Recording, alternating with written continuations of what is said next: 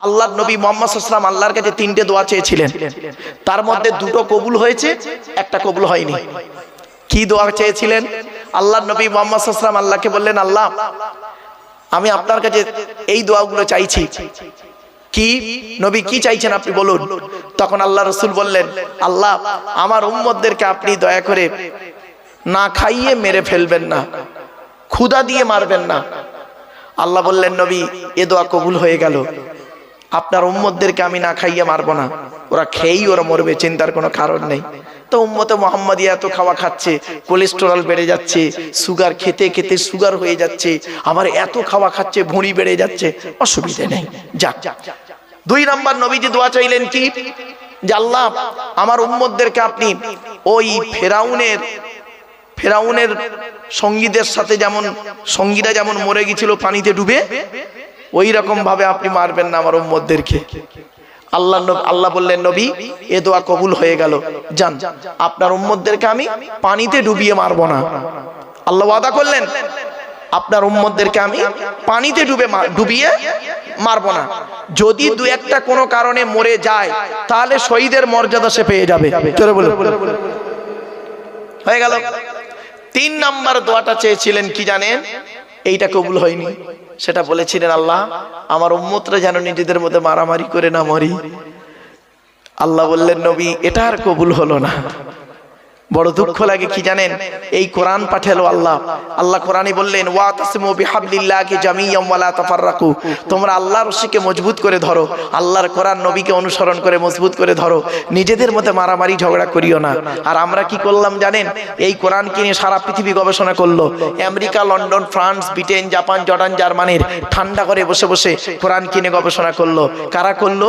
হ্যামফ্রে Davy, Michael Faraday, Einstein, Isaac Newton, doctor Maurice Bucaille, mister Cook, mister Jabiri, mister Campbell, Raja Rammohan Roy, Ishwarchandra Vidyasagar, Rabindranath Tagore, Acharya Jagadish Chandra Bose, Francis Drake, William স্কিথমুর, Williams Harvey, Thomas, George Bernard, এরা কোরআন কিনে গবেষণা করলো।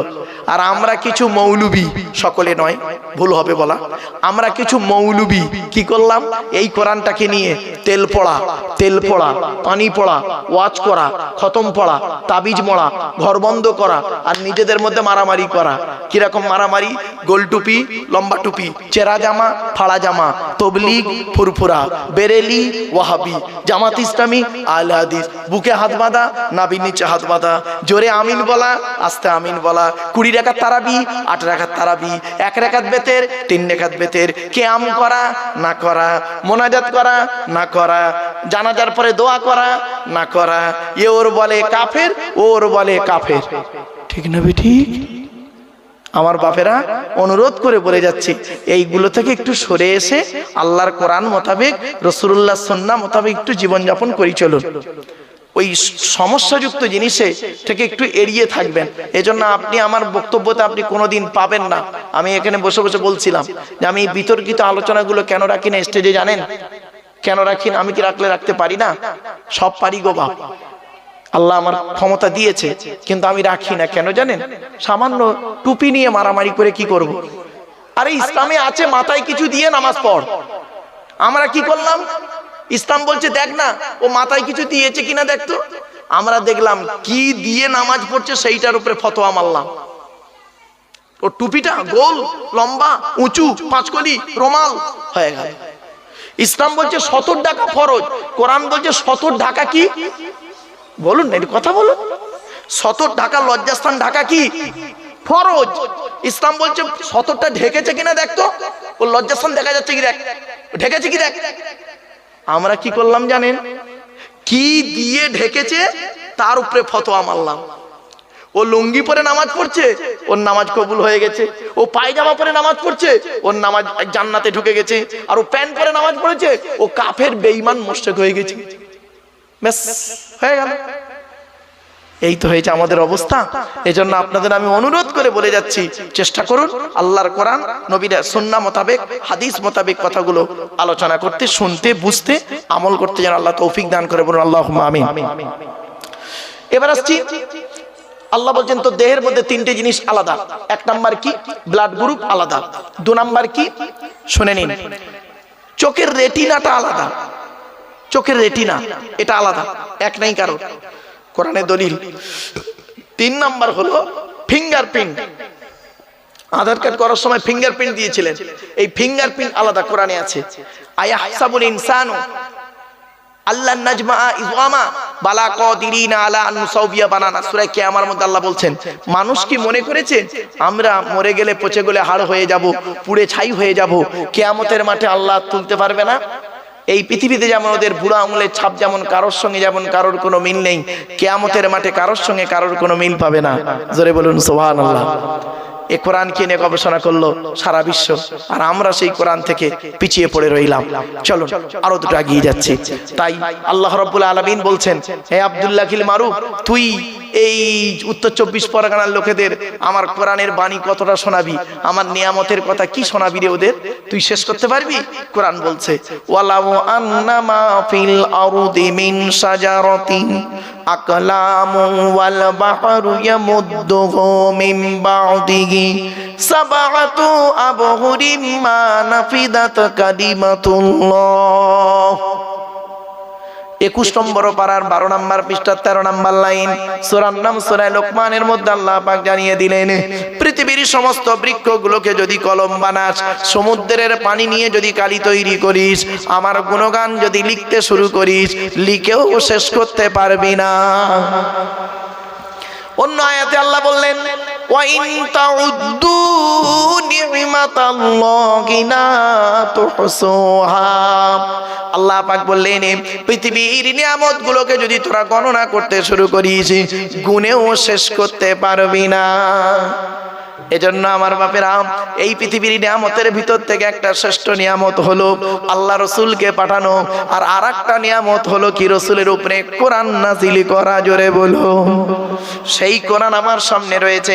আজকের এই কোরআন থেকে একটা সূরার সংক্ষিপ্ত আলোচনা আপনাদের কাছে রাখবো। শুনতে রাজি আছেন বাপ? হ্যাঁ, চলো আগে এবার কোরআনের আচ্ছা, কোরআন যার উপরে নাজিল হয়েছে তার পরিচয় দেবো, তারপরে কোরআনের পরিচয় দিয়ে কোরআনের ওই সূরাটির ভিতরে ঢুকে যাব। চলো, কোরআন যার উপরে নাজিল হয়েছে তার নাম কি? মুহাম্মদ সাল্লাল্লাহু আলাইহি সাল্লাম, তাই তো? আচ্ছা, নবীদের পরিচয় কটা শুনে নিন। নবীদের পরিচয় হলো 3টে। কটা কটা কটা? 3টে। আল্লাহর পরিচয় হলো 4টে, মাথায় রাখুন। নবীদের পরিচয় হলো 3টে। কি কি? 1 নাম্বার, যিনি নবী হবেন তার চরিত্র উত্তম হতে হবে। এই পৃথিবীতে কোনো নবীর চরিত্র খারাপ ছিল না, আর থাকবে না। জোরে বলুন। প্রত্যেক নবীর চরিত্রকে আল্লাহ পাক উত্তম করে পাঠিয়েছেন। এজন্য নবীদের সম্পর্কে বাজে মন্তব্য কোনোদিন করতে যাবেন না, সাহাবীদের সম্পর্কে বাজে মন্তব্য কোনোদিন করতে যাবেন না। প্রত্যেকটা সাহাবী হলেন নক্ষত্রের ন্যায়। আল্লাহ রাসূল বলেছেন, আসহাবিকান নুজুম বিআইয়িহিম ইক্তিদাইতুম ইহতিদাইতুম। আমার প্রত্যেকটা সাহাবী হলো নক্ষত্রের ন্যায়, যাকে অনুসরণ করবে তার মাধ্যমে দুনিয়াতে শান্তি সম্মান পাবে, আখিরাতে জান্নাত পেয়ে যাবে। চলো এবার আসছি। 1 নাম্বার হলো নবীদের, নবী যিনি হবেন তার চরিত্র উত্তম হতে হবে। 2 নাম্বার হলো যিনি নবী হবেন তার উপরে আল্লাহর তরফ থেকে ওহী নাযিল হতে হবে। 3 নাম্বার হলো যিনি নবী হবেন তার দ্বারাই অলৌকিক ঘটনা ঘটতে হবে। একটা হোক বা 50টা হোক, পৃথিবীতে যত নবী এসেছেন প্রত্যেক নবীর মাধ্যমে আল্লাহ পাক 1 থেকে 50টার ভিতরে মুজিজা দিয়েছেন। আমার নবী বিশ্ব নবী কুল কায়নাতের রাসূল রাহমাতুল লিল আলামিন মুহাম্মদ সাল্লাল্লাহু আলাইহি ওয়াসাল্লামের মাধ্যমে আল্লাহ পাক পৃথিবীতে 1000-এরও বেশি মুজিজা দিয়েছেন। সর্বশ্রেষ্ঠ হলো এই কোরআনুল কারীম নাযিল করা। কি ভাবলেন আপনি? এই কোরআন কি যাতা ভাবলেন? 1000-এরও বেশি মুজিজা, তার মধ্যে একটা বলবো। আমি বলবো, কি বলুন? এই দেখেন, একটা ছোট্ট মুজিজা বলছি, মানে সংক্ষিপ্ত সময়ের মধ্যে। মুজিজা ছোট নয়, মানে ঘটনাটা ছোট্ট করে বলছি বোঝার জন্য। আল্লাহ রাসূল একদিন দাঁড়িয়ে আছেন, সঙ্গে কিছু সাহাবী রয়েছেন। আল্লাহর নবী দাঁড়িয়ে আছেন, সঙ্গে কিছু সাহাবী আছেন। একটা মৌমাছির দল উড়ে উড়ে যাচ্ছে। আল্লাহর নবী মৌমাছিদের দিকে লক্ষ্য করে বললেন, হে মৌমাছির দলেরা দাঁড়িয়ে যাও। সঙ্গে সঙ্গে মৌমাছির দলটা দাঁড়িয়ে গেলেন। যেই দাঁড়িয়ে গেল, আল্লাহ রাসূল বললেন, আমি তোমাদেরকে একটা প্রশ্ন করব, উত্তরটা আমাকে দিয়ে যাও। আল্লাহর নবী বললেন, ওরে মৌমাছির দল, পৃথিবীর জমিনে হাজার রকমের ফুল আর ফল থেকে খাবার সংগ্রহ করো, কোনোটা টক, কোনোটা মিষ্টি, কোনোটা তিতো, কোনোটা কষা, তো তোমাদের পেটের ভিতরে মধুটা এত মিষ্টি হয় কিভাবে? সঙ্গে সঙ্গে মৌমাছির দলের ভিতর থেকে একটা মৌমাছির জবানকে আল্লাহ খুলে দিলেন। ওই সময় সঙ্গে সঙ্গে একটা মৌমাছির ভেতর মৌমাছি বলল কি জানেন? আসসালামু আলাইকা ইয়া রাসূলুল্লাহ, আসসালামু আলাইকা ইয়া হাবিবাল্লাহ। আমরা হলাম কর্মী মৌমাছি, আমাদের চাকে রানী মৌমাছি বসে আছেন, তিনি আমাদের আদেশ করেছেন তোমরা যেখান থেকে মধু সংগ্রহ করবে, যেখান থেকে মধু সংগ্রহ করবে, সেখান থেকে আমার চাকে আসার মাঝখানে রাস্তায় যতটুকু সময় পাবে আখিরি নবীর উপরে দরুদ পড়তে পড়তে আসবে। কি ভাবলেন বাপেরা? বাড়ি থেকে ভাববেন। চলুন এবার আসছি আমাদের নবীর পরিচয়টা দিয়ে দিই। আমাদের নবী কোন বংশের মানুষ ছিলেন? কুরাইশ। কুরাইশ কার নাম শুনে নিন। মুহাম্মাদের বাপের নাম আব্দুল্লাহ, আব্দুল্লাহর বাপের নাম আব্দুল মুত্তালিব, আব্দুল মুত্তালিবের বাপের নাম আব্দে মান্নাফ, আব্দে মান্নাফের বাপের নাম হাশেম, হাশেমের বাপের নাম কুসাই, কুসাইয়ের বাপের নাম কিলাব, কিলাবের বাপের নাম মুররা, মুরার বাপের নাম লুবাই, লুবাইয়ের বাপের নাম কাব, কাবের বাপের নাম গালিব, গালিবের বাপের নাম ফিগির, ফিগির থেকে কুরাইশ বংশ এসেছে। বাবা সুবহানাল্লাহ বলতে এতই কষ্ট আপনাদের? যদি কষ্ট হয় আর বলবো না সুবহানাল্লাহ বলতে, চিন্তার কোনো কারণ নেই। রাসূলুল্লাহর পরিচয় পাচ্ছেন আপনি, শুধু তো আমরা পরিচয় না দিয়ে নবী নবী করে চিৎকার করি। চলুন, নবীর বাপের নাম আব্দুল্লাহ, মায়ের নাম আমিনা, দাদার নাম আব্দুল মুত্তালিব, দাদির নামটা কি? নেতিলা বিনতে খব্বাব ব্রাকেটে ফতেমা, কেউ বলেছেন সামিরা। নবীর নানার নাম হলো আব্দুল ওয়াহাব জুগুরি, নবীর নানির নাম হলো বারিরা বা বাররা, নবীর দুধবার নাম হলো হালিমা, নবীর দুধ বাপের নাম হলো হারিস, নবীর দুধ ভাইয়ের নাম আব্দুল্লাহ, নবীর বাপের নাম আব্দুল্লাহ, নবীর দুধ ভাইয়ের নাম আব্দুল্লাহ, দুটো যেন এক করে ফেলবেন না। নবীর জন্ম 570 খ্রিস্টাব্দে। ইংরাজি কি মাস ছিল? 29শে আগস্ট। আরবি মাস ছিল রবিউল আউয়াল মাস, 12 তারিখ, মতান্তরে 9 তারিখ, সোমবার শবে সাদেকের সময় আরবের মক্কা নগরী কুরাইশ বংশে নবীর জন্ম। নবীর বাপেরা হলো 10 ভাই, নবীর মায়েরা হলো 19 বোন। নবীর 9টা চাচা, 18টা খালা, 6টা ফুফু, 7টা ছেলে মেয়ে। নবীর 9টা চাচার নাম কি? বড় চাচার নাম হারিস, জুবাইর, মুকাইম, ফাইদাক, জাইদাক, আবু লাগাব, হামজা, আব্বাস, আবু তালেব। নবীর বাপ হলো আব্দুল্লাহ। নবীর 7টা ছেলে মেয়ে, 3টে পুত্র সন্তান, 4টে কন্যা সন্তান। 3টে পুত্র সন্তানের নাম কি? বড় ছেলেটার নাম হলো কাসেম, পরের ছেলেটার নাম হলো তাহের বা তৈয়েব, ছোট ছেলেটার নাম হলো ইব্রাহিম। 4টে কন্যা সন্তানের নাম কি? বড় মেয়েটার নাম জাইনাব, রুকাইয়া, উম্মে কুলসুম, ছোট মেয়েটার নাম হলো ফাতেমা। এরপরে আসছি, কোরআন নাজিল হলো নবীর উপরে। এখন কোরআনের পরিচয়টা দিয়ে দিই, শুনে নিন। এ কোরআন আল্লাহর তরফ থেকে জিবরাইলের মাধ্যমে হযরত মুহাম্মদ সাল্লাল্লাহু আলাইহি ওয়াসাল্লামের উপরে আরবের মক্কা নগরের নিকটবর্তী একটি গুহা, গুহাটির নাম হলো হেরা। হেরা নামক গুহাতে 610 খ্রিস্টাব্দে, কত 610 খ্রিস্টাব্দে 1 ফেব্রুয়ারি সোমবার। এগুলো মনে রাখবেন। আজকের তারিখটা কত আছে বাবা? 23শে ডিসেম্বর 2025 সাল, তাই তো নাকি? কি বার ছিল আজকে? মঙ্গলবার। আর কোরআন এসছে কবে? 610 সালে। 610 সালে 1 ফেব্রুয়ারি সোমবার। বাড়ি থেকে দুটো সাল লিখবেন, উপরে লিখবেন 23/12/2025 সাল, আর নিচেই লিখবেন 2/1/610 সাল। মাইনাস প্লাস করবে, করলেই পেয়ে যাবে কতদিন আগে এই কোরআন নাজিল হয়েছে। 610 খ্রিস্টাব্দে 1 ফেব্রুয়ারি সোমবার কোরআনের প্রথম আয়াত নাজিল হলো, ইকরা, রিড, পড়ো পড়ো পড়ো। আর আমাদের প্রথম বাক্য এখন কি জানেন? রাগ করবেন না কেউ। গেল গেল গেল, পেট শান্তি, দুনিয়া শান্তি। এই কোরআনে আছে 82 জায়গায় নামাজের কথা বিভিন্ন অ্যাঙ্গেলে, আর 92 জায়গায় আছে লেখাপড়ার কথা। আমরা লেখাপড়ায় পিছিয়ে আছি। রাগ করবেন না, খারাপ সেন্স নেবেন না কিন্তু। চলুন, এখানে অনেক মানুষ আছে দেখবেন, একদম বাস্তব বলছি, আমার মা বোনরা কেউ রেগে যাবেন না দয়া করে। অনেক বাড়িতে গিয়ে দেখবেন সানসেট গুলোতে বিশাল বড় বড় কেতাব কেনা আছে, ছেলে আমার আলেম হবে, মাস্টার, ডাক্তার, ইঞ্জিনিয়ার, প্রফেসর হবে। আর অনেক বাড়িতে গিয়ে দেখবেন সানসেট গুলোতে বিশাল বড় বড় তরকারির হাঁড়ি আছে, মাল বগরাইতে বেরোবে। বাবা, হাঁড়ি দিয়ে ঘর ভর্তি না করে কেতাব দিয়ে ঘর ভর্তি করুন। ছেলেকে ধনী না বানিয়ে জ্ঞানী বানিয়ে যান, ছেলেকে ধনী না বানিয়ে জ্ঞানী বানিয়ে যান। অনুরোধ করে বলে যাচ্ছি, শতমূর্খ লয়ে আমি স্বর্গে নাহি যাব, দ্বাদশ পণ্ডিত নিয়ে পাতালেই রব। 100 জন মূর্খ মানুষকে নিয়ে স্বর্গে গিয়ে কোনো লাভ নেই, 12 জন শিক্ষিত লোককে নিয়ে নরকে থাকা অনেক ভালো। মূর্খ বন্ধুর থেকে শিক্ষিত শত্রু ভালো। জ্ঞানী গুণী বুদ্ধিজীবী মানুষ লেখাপড়ার গুরুত্ব কত বেশি জানেন, শুনলে চমকে যাবেন। ছোট্ট একটা উদাহরণ দিচ্ছি আপনাদেরকে, অনুরোধ করে বলে যাচ্ছি, আপনারা যেমন ছেলেদেরকে মাধ্যমিক, উচ্চ মাধ্যমিক, বিএ পাস, এমএ পাস, আলেম, হাফেজ, মাস্টার, ডাক্তার, ইঞ্জিনিয়ার, প্রফেসর করাচ্ছেন, সাথে সাথে মেয়েদেরকেও মাধ্যমিক, উচ্চ মাধ্যমিক, BA pass, MA pass, আলেমা, হাফেজা, master, doctor, engineer, professor করাবেন। কারণ কি জানেন, ইংরেজিতে একটা কথা আছে, 1 mother's is equal to 100 teachers. একটা মা হলো 100 জন শিক্ষকের সমতুল্য। একজন পুরুষ যদি শিক্ষিত হয়, সে কেবল নিজেই শিক্ষিত হয়। একজন নারী যদি শিক্ষিত হয়, গোটা পরিবারটা শিক্ষিত হয়। নারী শিক্ষার গুরুত্ব খুব বেশি গো বাপ। এই কোরআনে 3টে সূরা আছে শুধু নারীদের আলোচনা। সূরা নিসার মধ্যে নারীদের আলোচনা, সূরা নূর নারীদের আলোচনা, সূরা আহজাব নারীদের আলোচনা।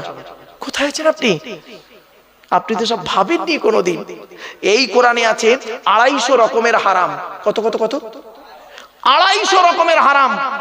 আর এই কোরআনে আছে 250 রকমের হালাল। আপনি কটা হারাম জানেন? ওই সুদ খাওয়া, মদ খাওয়া, ঘুষ খাওয়া, বিয়ের পণ্য বা নারী নির্যাতন করা, জমির আল চুরি করা, হুক মেরে কারেন্ট নেওয়া, জানে না? 250 রকমের হারাম। 2-4টা বলবো? হ্যাঁ, এই দেখুন,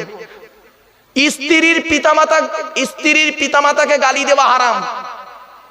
স্ত্রীর পিতামাতাকে, শ্বশুর শাশুড়ি গালি দেওয়া হারাম। এবার আপনি এখানে বসে ভাবুন, ঈদের দিন রাতের বেলা একটু রাত করে ঘুমিয়েছেন, সকালবেলা আপনার স্ত্রী ঈদের দিন সকালবেলা উঠতে একটু দেরি করেছে, বেচারা উঠতে পারে না ঠিক মতো, এখন খাবার তৈরি হয়নি, ও করেছে কি, ঈদের নামাজ পড়তে যাবে, খাবার এখনো হয়নি। স্ত্রীকে করলো কি, ঈদের দিন সকালবেলা তার মামা তুলে গালাগালি করলো, এমনকি মরা বাপটাকে কবর থেকে তুলে আনলো, মরা মাটাকে কবর থেকে তুলে আনলো, তার চোখের পানি ফেলেই দিয়ে ও করলো কি, গোসল করে নতুন জামা কাপড় পরে আতশ সুরমা মেখে 2 রাকাত ঈদের নামাজ, মাঠে গিয়ে ঈদের নামাজ পড়ে ইমাম সাহেবের বুকে বুকে মিলছে। হাও মনে করলো ঈদের নামাজ আল্লাহ কবুল করে ফেলেছে। এত সোজা নয়। কোরআনে বলা হয়েছে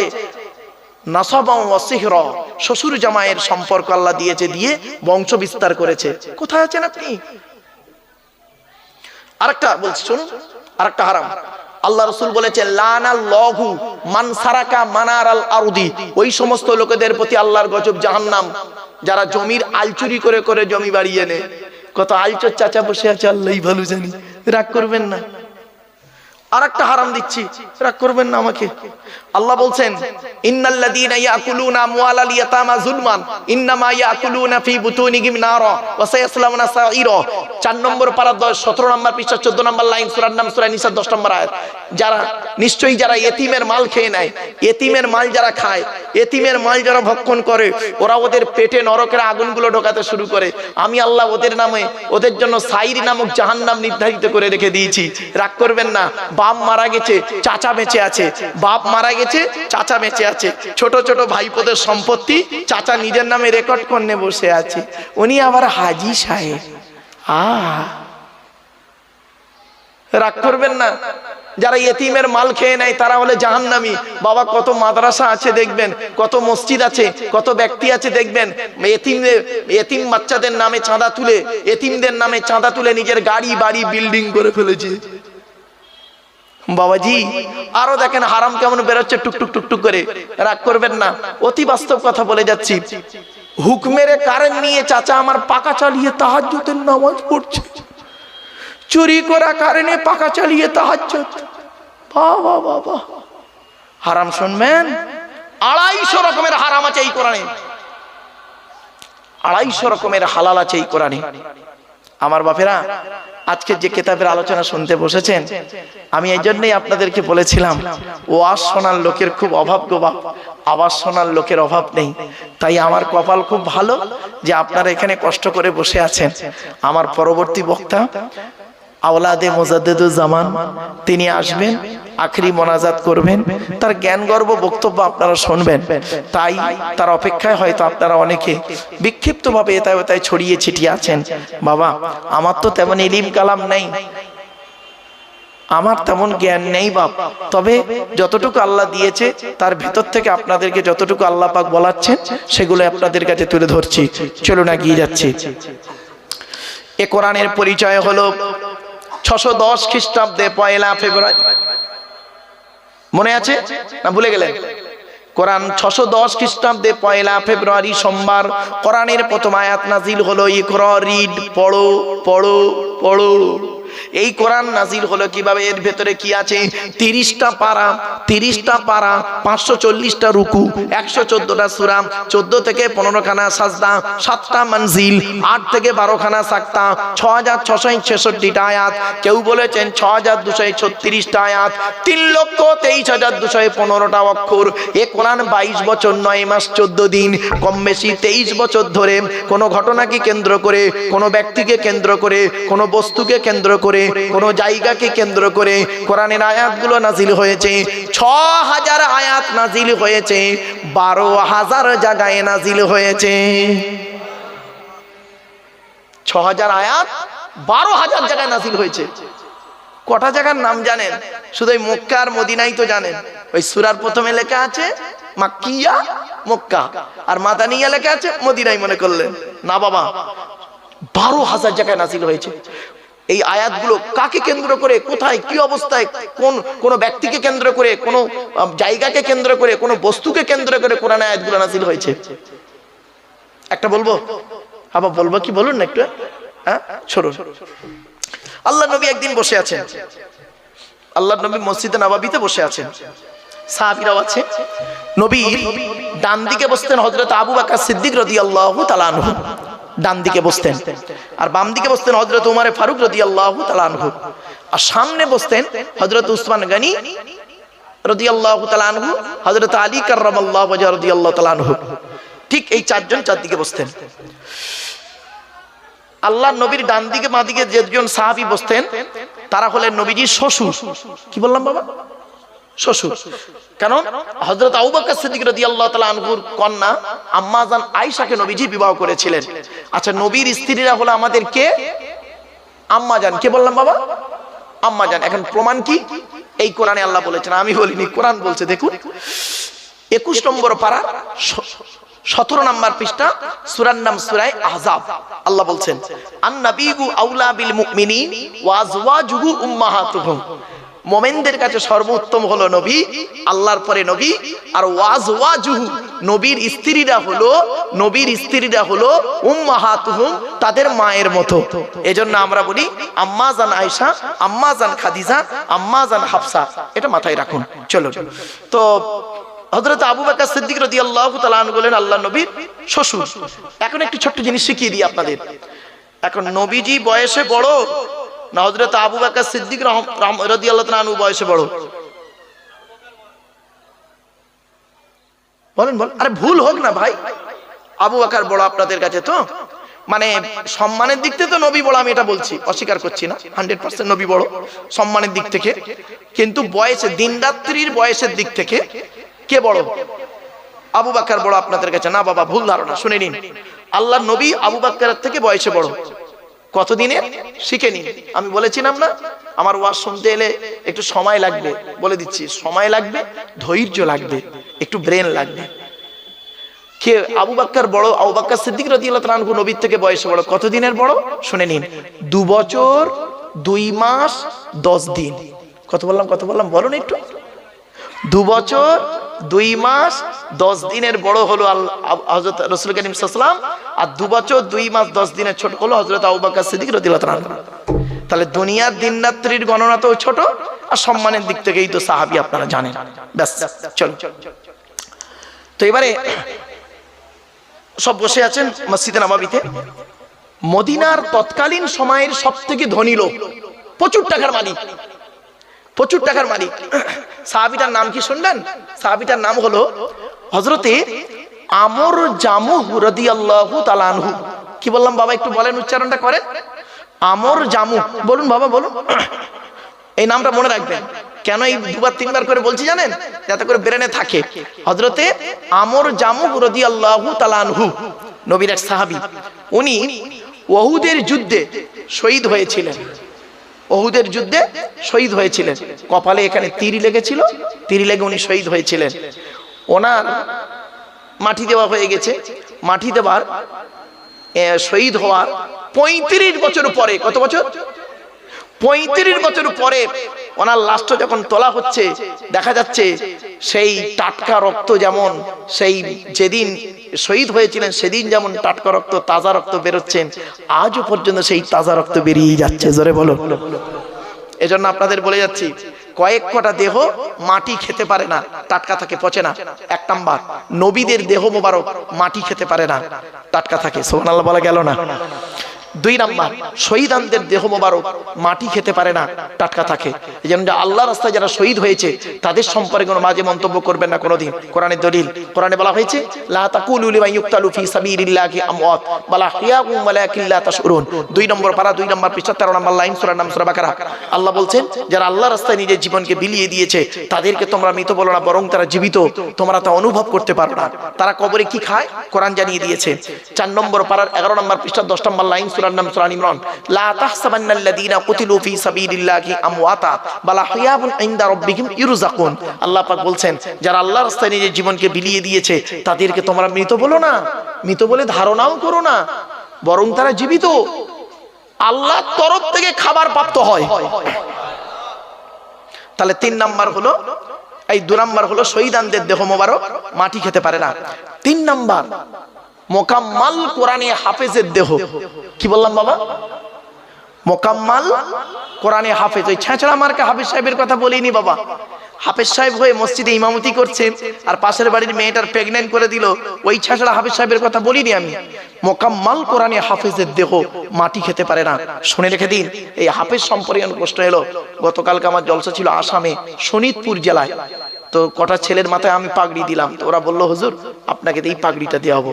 তো আমি পাগড়ি দেওয়ার পরে ওই হাফেজদের সম্পর্কে কোরআন এবং হাদিসের আলোকে কথাগুলো বলেছিলাম, কয়েক কটা কথা।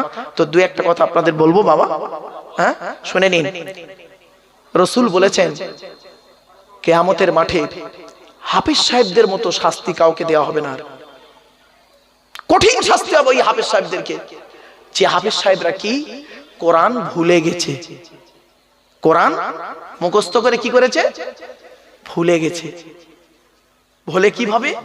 কোরআন তো আল্লাহর একটা নূর, কদ জাআকুম মিনাল্লাহি নূর, আপনারা কিতাবুম মুবিন। আর এই ফামিনু বিল্লাহি ওয়া রাসূলিহি ওয়ান নূর আল্লাযী আনজালনা। সূরা তাকাবুন, এই কোরআন হলো একটা নূর। কোরআনের অনেকগুলো নাম, তার মধ্যে একটা নাম হলো নূর। এই নূর আল্লাহ যাকে তাকে দেয় না, যাকে তাকে দেয় না। আর যাকে দেয় না তাকে আল্লাহ ভালোবাসে বলে দেয়। ইউতিল হিকমাতা মান ইয়াশা ওয়া মান ইউতাল হিকমাতা ফাকাদ উতিয়া খাইরান কাসীরা ওয়া মা ইয়াযাক্কারু ইল্লা উলুল আলবাব। 3 নম্বর পারা, 4 নম্বর পৃষ্ঠা, 14 নম্বর লাইন, সূরার নাম সূরা বাকারা। বাপেরা, এই কোরআন যার ভিতরে দেয় আল্লাহ, সে যদি কয়েক কটা কাজ করে আল্লাহর ওই নূরটা অন্তর থেকে কেড়ে নেয়। 1 নাম্বার কি জানেন? কোন হাফেজ সাহেব যদি জেনা করে, কোন হাফেজ সাহেব যদি হারাম খাবার খায়, কোন হাফেজ সাহেব যদি পাপ কাজে লিপ্ত হয়, কোন হাফেজ সাহেব যদি কোরআন তেলাওয়াত করতে ভুলে যায়, বুঝতে পারছেন না ভাষা? যারা হাফেজ আছেন বাবা, প্রত্যেক হাফেজ সাহেব যারা ভালো হাফেজ না, প্রতিদিন কমসে কম 5টা করে পারা তেলাওয়াত করতে হয়। খুব কম করে তেলাওয়াত করতে হবে 5 পারা, আর নইলে 3 পারা তো করতেই হবে। কখন সে ভুলে যাবে তার ঠিক নেই। আর হাফেজদের মর্যাদাটা কেমন শুনবেন, শুনুন। হাফেজদের মর্যাদা কি? কিয়ামতের মাঠে কোরআনের হাফেজদেরকে আল্লাহ বলবেন, জান্নাতের ভিতরে ঢুকিয়ে বলবেন, মোকাম্মাল হাফেজদের ডেকে বলবে, তোমরা এই জান্নাতের সিঁড়িতে ওঠো, প্রথম সিঁড়িতে পা দাও, পা দেবে। তখন আল্লাহ বলবেন, তুমি কোরআন তেলাওয়াত করতে করতে জান্নাতের সিঁড়িগুলো ভাঙো। সুবহানাল্লাহ বলে।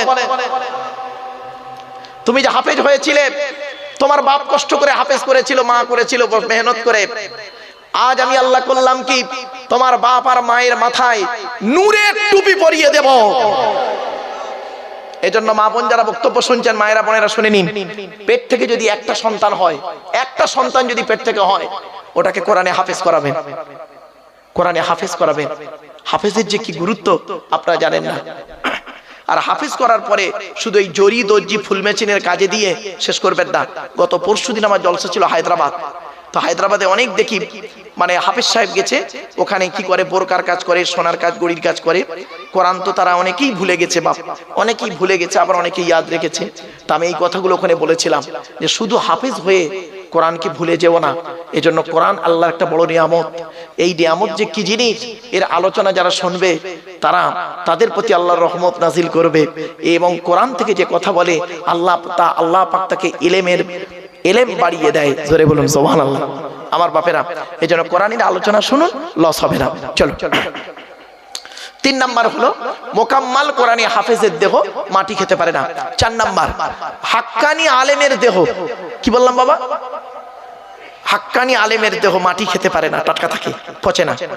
5 নাম্বার হলো মুয়াজ্জিনের দেহ, 12 বছর যদি কেউ নিঃস্বার্থভাবে আজান দেয়, ওই দেহ মাটি খেতে পারে না, টাটকা থাকে। জোরে বলো। তাহলে আমরা তো 5টার কেউ হতে পারলাম না, তাহলে আমরা কি বাদ হয়ে যাব? 6 নাম্বার একটা লাইন আছে, বলবো? এই 6 নাম্বারটা অন্তত চেষ্টা করুন। কি? হালাল খানেওয়ালা মানুষের দেহ মাটি খেতে পারে না। কি ভাবলেন? এই জন্য আমি বক্তব্যের শুরুতেই না এই হালাল খাবার কথা বারে বারে বলি। কেন বলি? যারা আলেম ভাই আছেন তারা বুঝতে পারছেন হালাল কি জিনিস। হারামকে বর্জন করুন। সুদ খাওয়া, ঘুষ খাওয়া, বিভিন্ন দিকের হারাম, লটারির টিকিট, জুয়া আর নেশাদ্রব্য জিনিস থেকে দূরে সরে থাকুন। নেশাদ্রব্য জিনিস কুল্লু মুস্কিরিন হারাম, প্রত্যেকটা নেশাদ্রব্য জিনিস হারাম, যেটা মস্তিষ্কের বিকৃতি ঘটায়। বাপেরা, নেশাদ্রব্য জিনিস থেকে সরে আসুন। অনেক নেশাদ্রব্য জিনিস এমন আছে, যেমন মানে কি বলবো, বিড়ি, সিগারেট, মানে তারপর তেরেঙ্গা, গুটকা ফুটকা এইসব খেয়ে তার ব্রেনটাকে এমন করে ফেলেছে, ও গুটকা না খেলে আপনার ওই কি বলবো আর সব কি বেরিয়েছে না, বিমল, সিগনেচার, এইসব না খেলে ওর ঘুম হয় না। আবার অনেকে এমন আছে দেখবেন বাথরুমে গিয়ে বিড়ি না খেলে, বিড়ি বা সিগারেট না খেলে ওর বাথরুমই হয় না। খারাপ জিনিস এগুলো। এই নেশা শেষ করে দেবো। আচ্ছা আচ্ছা, 4টে ছেলে পাগল হয়ে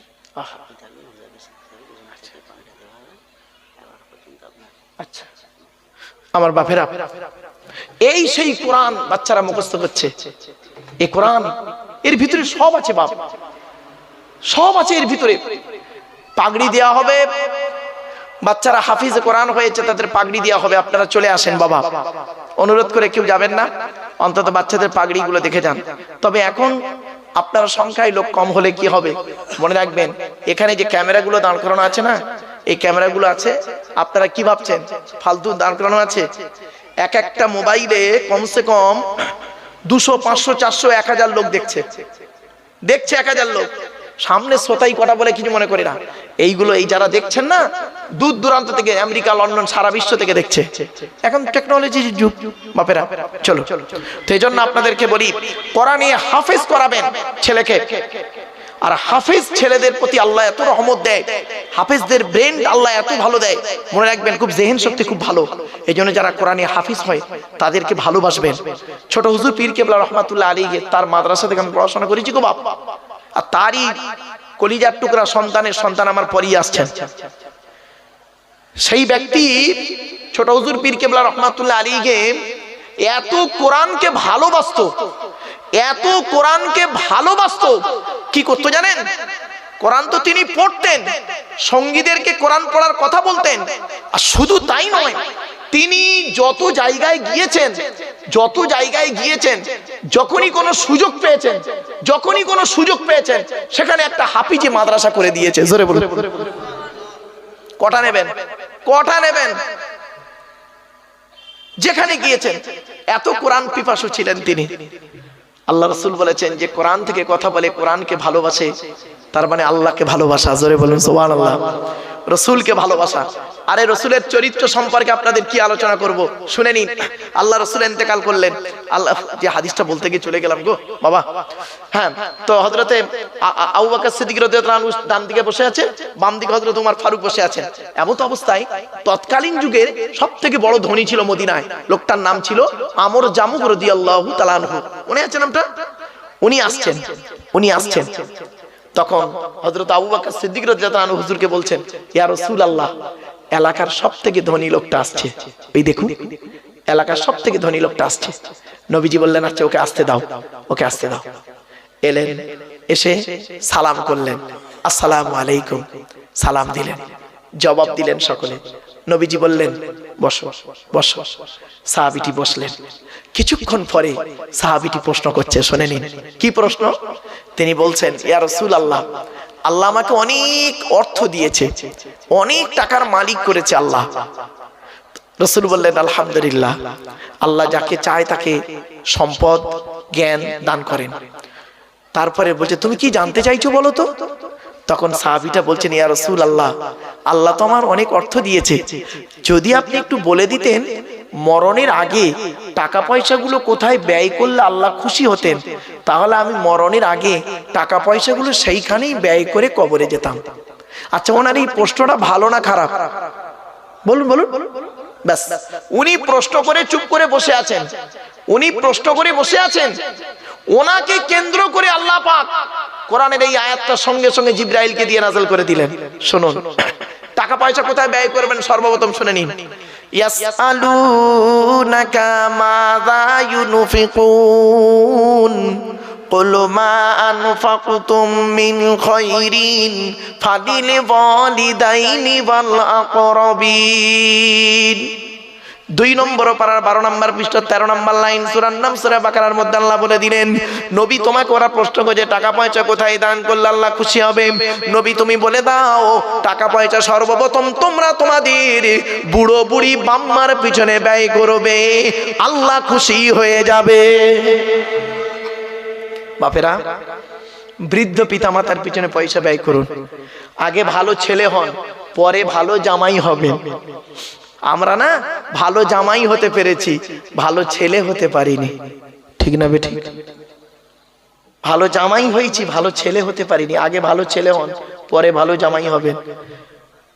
বাড়ি থেকে ভাববেন কথাগুলো, কত গুরুত্বপূর্ণ কথা। একদিন যেদিন চলে যাব, আপনিও চলে যাবেন, সেদিন বুঝবেন। চলুন এরপরে আসছি।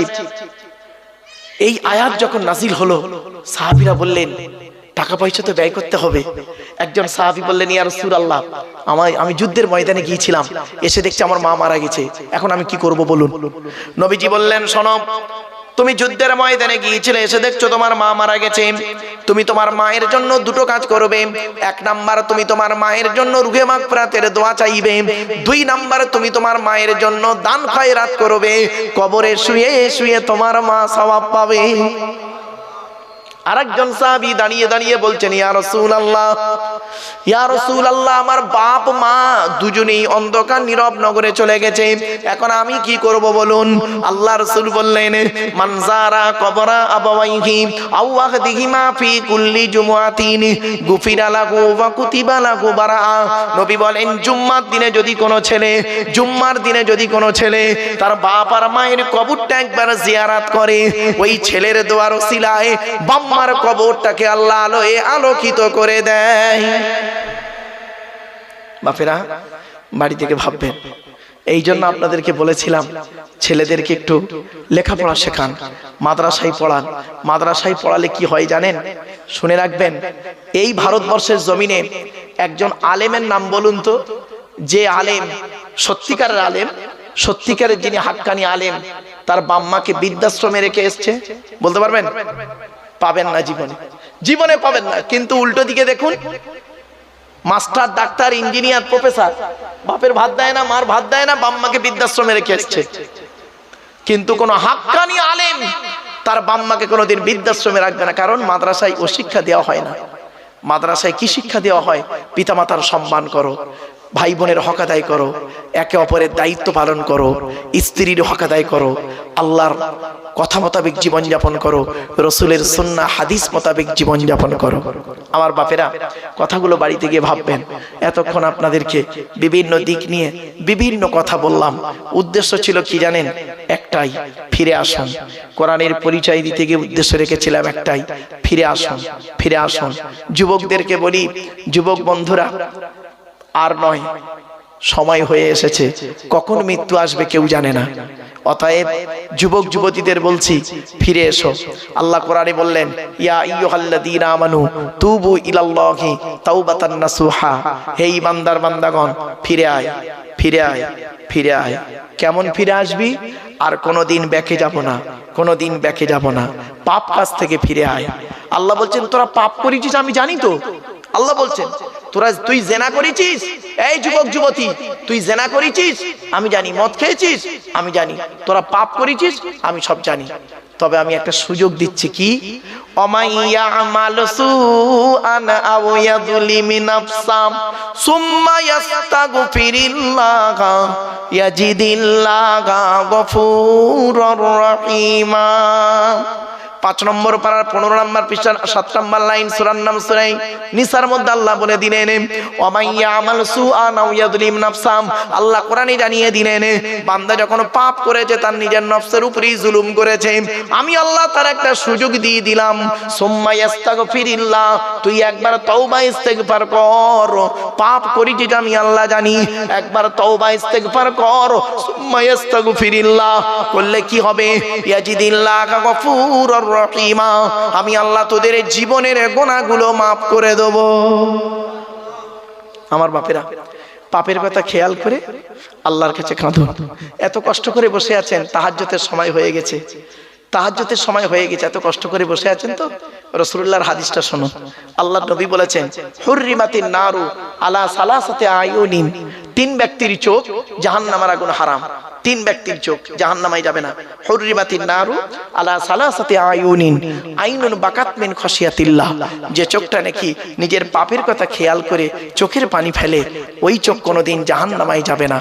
এজন্য অনুরোধ করে বলে যাচ্ছি, এখন বয়সটা হয়তো 60-70 হয়ে গেছে, কিন্তু একবার খেয়াল করুন তো, 25 বছর বয়স, 20 বছরের বয়স যখন ছিল আপনার, 20 বছর বয়স যখন আপনার ছিল, এই এলাকার কত পাপ কাজ করে লিপ্ত ছিলেন আপনি? ওই অতীতের কথা খেয়াল করে চোখের পানি ফেলুন। আইনুন বাকাত মিন খাশিয়াতিল্লাহ। 2 নম্বর চোখটার নাম কি? আইনুন সাহারাত ফি সাবিলিল্লাহ, যে চোখটা নাকি রাত্রি জেগে জেগে আল্লাহর ইবাদতে রাতটা কাটিয়ে দেয়। জোরে বলো। এই যে আপনি রাত্রি জেগে আছেন, কোরআনের আলোচনা শুনছেন, হাদিসের আলোচনাগুলো শুনছেন, বাড়িতে গিয়ে আমল করবেন, দেখবেন এ চোখ জাহান্নামে যাবে না, জান্নাতে যাবে, রাসূলের ওয়াদা। 3 নাম্বার চোখটার নাম কি? আইনুন গাদ্দাত আম্মা হারিমিল্লাহ, ওই চোখটা, যে চোখটা নাকি হারাম নোংরা কাজ থেকে ফিরিয়ে আনে, নোংরা কাজ থেকে ফিরিয়ে আনে। এই যুবক ছেলে, তোমার এক বন্ধু জেনা করতে যাচ্ছে, তুমি যদি তাকে বুঝিয়ে বাজিয়ে ওই জেনার পথ থেকে ফিরিয়ে আনো।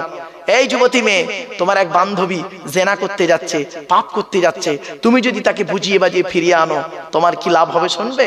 তারও কি লাভ, তোমারও লাভ। কোরআন বলছে, ওয়া আম্মা মান খাফা মাকামা রাব্বিহি ওয়া নাহান নাফসা আনিল হাওয়া ফা ইন্নাল জান্নাতা হিয়াল মাওয়া।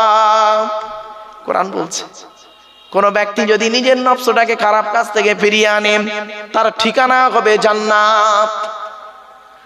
এজন্য অনুরোধ করে বলে যাচ্ছি, আমি আপনাদেরকে বক্তব্যের শুরুতেই অনেক কথা বলেছিলাম, বুঝিয়ে বুঝিয়ে বলতে চেষ্টা করেছিলাম, কিন্তু আল্লাহই ভালো জানে কোরআন হাদিস ইজমা কিয়াসের কথাগুলি কতটা আপনাদেরকে আমি বোঝাতে পেরেছি আমি জানি না।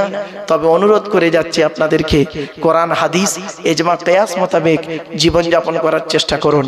আমি গতকালকে বলছিলাম একটা কথা, এক জায়গায় আসামে আমার বক্তব্য ছিল কাল, তো সেখানে একটা কথা বলছিলাম, প্রচুর আলেম ওলামা ছিল। এখন বক্তব্যটাকে কোথায় আমরা দাঁড় করিয়েছি জানেন? শুনে নিন, সুর আর দূর। কি বললাম বাবা, একটু বলেন? সুর আর দূর। যত দূরের বক্তা হবে তত আমাদের গুরুত্ব বেশি। দূরের বক্তা, সে আলেম হোক আর মূর্খ হোক আর যাই হোক, তার লেখাপড়া থাকুক বা না থাকুক, সুর, দূরের বক্তা। আর কিসের বক্তা? সুরের বক্তা। দূর আর সুর হয়েছে আমাদের শেষ। আজ আমি আপনাদের অনুরোধ করছি, আসুন, আমার হাতে 2.5-3 ঘন্টা সময় হবে তো ভাই? হ্যাঁ, নাকি মানে 1-1.5 ঘন্টার মতো আছে? আচ্ছা ঠিক আছে, ঠিক আছে বাবা। আমি জীবনে আমার জ্ঞানে কোরআন সামনে দুটো কাজ করিনি। 1994 সাল থেকে আর আজকে পর্যন্ত দুটো জিনিস কি কি? আমার মায়ের আদেশ যে আব্বা তুমি আমার সঙ্গে ওয়াদা করো, জীবনে দুটো কাজ করতে পারবে না। কি? আমি সেই ওয়াদা প্রতিজ্ঞাবদ্ধ হয়ে আছি। 1 নাম্বার, বেওয়াজুতে ওয়াজ করতে পারবে না কোনোদিন। তা আমি এই 31 বছর জলসা জীবনে আমি কোনোদিন বাবা যত কষ্ট হোক আমি বেওয়াজুতে ওয়াজ করিনি। 2 নাম্বার হলো বাপ বলেছিলেন ঘন্টা ধরে ওয়াজ করবে না। আমি বললাম কেন মা? বক্তাদের তো একটা নির্ধারিত ঘন্টা থাকে, 8টা 10টা 10টা 12টা। বলে ওটা দুনিয়ার ক্ষেত্রে, আল্লাহর সঙ্গে নয়। তুমি অজু করে কোরআনের আয়াত আলোচনা শুরু করবে, রসুলের হাদিস আলোচনা করবে ইখলাসের নিয়তে, দেখবে 2 ঘন্টা ওয়াজ করেছো, কোরআন হাদিস ছাড়া অন্য কথা বলোনি, 2 ঘন্টা একটা লোক হেদায়েতই হয়নি। 1 ঘন্টা একটু বেশি বলেছো, ওই 1 ঘন্টার ভিতরে এমন কিছু কথা আল্লাহ তোমার মুখ থেকে বলিয়ে নিয়েছেন যে কথাটা 10 জন মানুষ আমলে লেগে গেছে, আর তার আমলের মাধ্যমে কিয়ামতের মাঠে তারা নাজাত পেয়েছে। ওই ওসিলায় আল্লাহ যদি চায় তুমিও নাজাত পাবে। এই জন্য বাপেরা অনুরোধ করে বলছি, আমি ভাই ঘন্টা ধরে কোনোদিন করিনি। উত্তর 24 পরগনা সারা পশ্চিমবাংলার লোক জানে, সকলেই জানে, আপনারা জানেন। 2.5-3 ঘন্টা 4 ঘন্টা আমার কাছে কোনো ব্যাপার না, আলহামদুলিল্লাহ। এই জন্য আপনাদেরকে আমি বলে নিলাম বাবা, আগে থেকে মানে একটু সময় দিলে কথাগুলো বলতে গুছিয়ে সুবিধা হয়। আসুন একটা একটা করে আমি আপনাদের বলি, তবে আমি কিন্তু বাবা একটু স্পিরিটে কথা বলি। এখন যেমন একটু টুকটুক টুকটুক করে বলছি ধীরে ধীরে, ধীরে ধীরে কথা বলবো না, একটু স্পিরিটে কথা বলবো। আপনারা একটু মানিয়ে নেবেন, আর বুঝতে না পারলে আমাকে বলবেন। I shall try my best. আমি চেষ্টা করবো আমার ভালোটা আপনাদের কাছে তুলে ধরতে। অনুরোধ করছি আপনাদেরকে, চলুন আমি স্টেজে এসে প্রথম সালাম দিয়েছি। চলুন সালামের দলিলটা এবার জেনে নিই। প্রথম একটা একটা করে কোরআন হাদিস থেকে শুনে নিন। 5 নম্বর পারার 10 নম্বর পৃষ্ঠার 12 নম্বর লাইন, সূরার নাম সূরা নিসার 86 নম্বর আয়াত। আল্লাহ বলছেন, ইজা হুয়িতুম বিতাহিয়াতিন ফাহাইয়ু বিআহসানা মিনহা আও রুদ্দুহা। আল্লাহ বলেন, তোমাদের যখন কেউ দীর্ঘায়ু কামনা করবে, তোমরাও তাদের পাল্টা দীর্ঘায়ু কামনা করিও। প্রাক ইসলামী যুগে প্রফেট মুহাম্মদ সাল্লাল্লাহু আলাইহি ওয়াসাল্লাম আসার আগের যুগটাকে আমরা বলি অজ্ঞতার যুগ। সে যুগে মানুষ মানুষের সঙ্গে দেখা হলে না আসসালামু আলাইকুম কথাটা বেশি বলতো না। কি বলতো জানেন? শুনে নিন, হাইয়াকাল্লাহ, হাইয়াকাল্লাহ। তার মানে আল্লাহ তোমায় দীর্ঘজীবী করুক। যিনি শুনতেন তিনি বলতেন ওয়া হাইয়াকাল্লাহ, আল্লাহ তোমারও দীর্ঘজীবী করুক। বিশ্বনবী মুহাম্মদ সাল্লাল্লাহু আলাইহি ওয়াসাল্লাম পৃথিবীতে এসে পূর্বের ন্যায় আসসালামু আলাইকুম কথাটা চালনা করে দিলেন। আচ্ছা, পূর্বের ন্যায় কেন বললাম? তাহলে আগে কেউ এই সালামটি দিয়েছিল? চলুন ইতিহাসটা জেনে নিন। মিশকাত শরীফ কিতাবুল আদাব বাবুস সালাম আল ফাসলুস সালিস হাদিস নাম্বার 1, রাবীর নাম আবু হুরায়রা রাদিয়াল্লাহু তাআলা আনহু। সাহাবী বর্ণনা করছেন, আল্লাহ পাক আদমকে তৈরি করলেন জান্নাতের ভিতরে। আল্লাহ পাক আদমের দেহের ভিতরে আত্মা দিলেন। এরপরে আদমকে আল্লাহ বললেন, আদম ওই যে দূরে ফেরেশতারা বসে আছে ওদেরকে গিয়ে বলো আসসালামু আলাইকুম। আদম নবী জান্নাতে ফেরেশতাদেরকে গিয়ে বললেন প্রথম আসসালামু আলাইকুম। ফেরেশতারা পাল্টা জবাবে বলেছিলেন ওয়া আলাইকুমুস সালাম ওয়া রাহমাতুল্লাহ। এই সালামটা আদম নবী আর ফেরেশতাদের মধ্যে সীমাবদ্ধ নয়। পৃথিবীতে যত সন্তান জন্মগ্রহণ করবে তারা যেন একে অপরকে এই সালামটি দেয়। তাই আপনারা এতগুলো জ্ঞানী গুণী বুদ্ধিজীবী মানুষ, আপনারা সবাই হলেন আদমের সন্তান, আর আমি হতভাগা আব্দুল্লাহ গিল মারুফ, আমি হলাম আদমের সন্তান। আদমের সন্তান হিসেবে নবীর এই হাদিসটাকে আমল করতে গিয়ে আপনাদেরকে আমি সালাম দিয়েছি। সুবহানাল্লাহ একবার বলা যাবে? আরেকটা দলিল, 18 নম্বর পারা 12 নম্বর পৃষ্ঠা 1 নম্বর লাইন, সূরার নাম সূরা নূর আল কোরআন।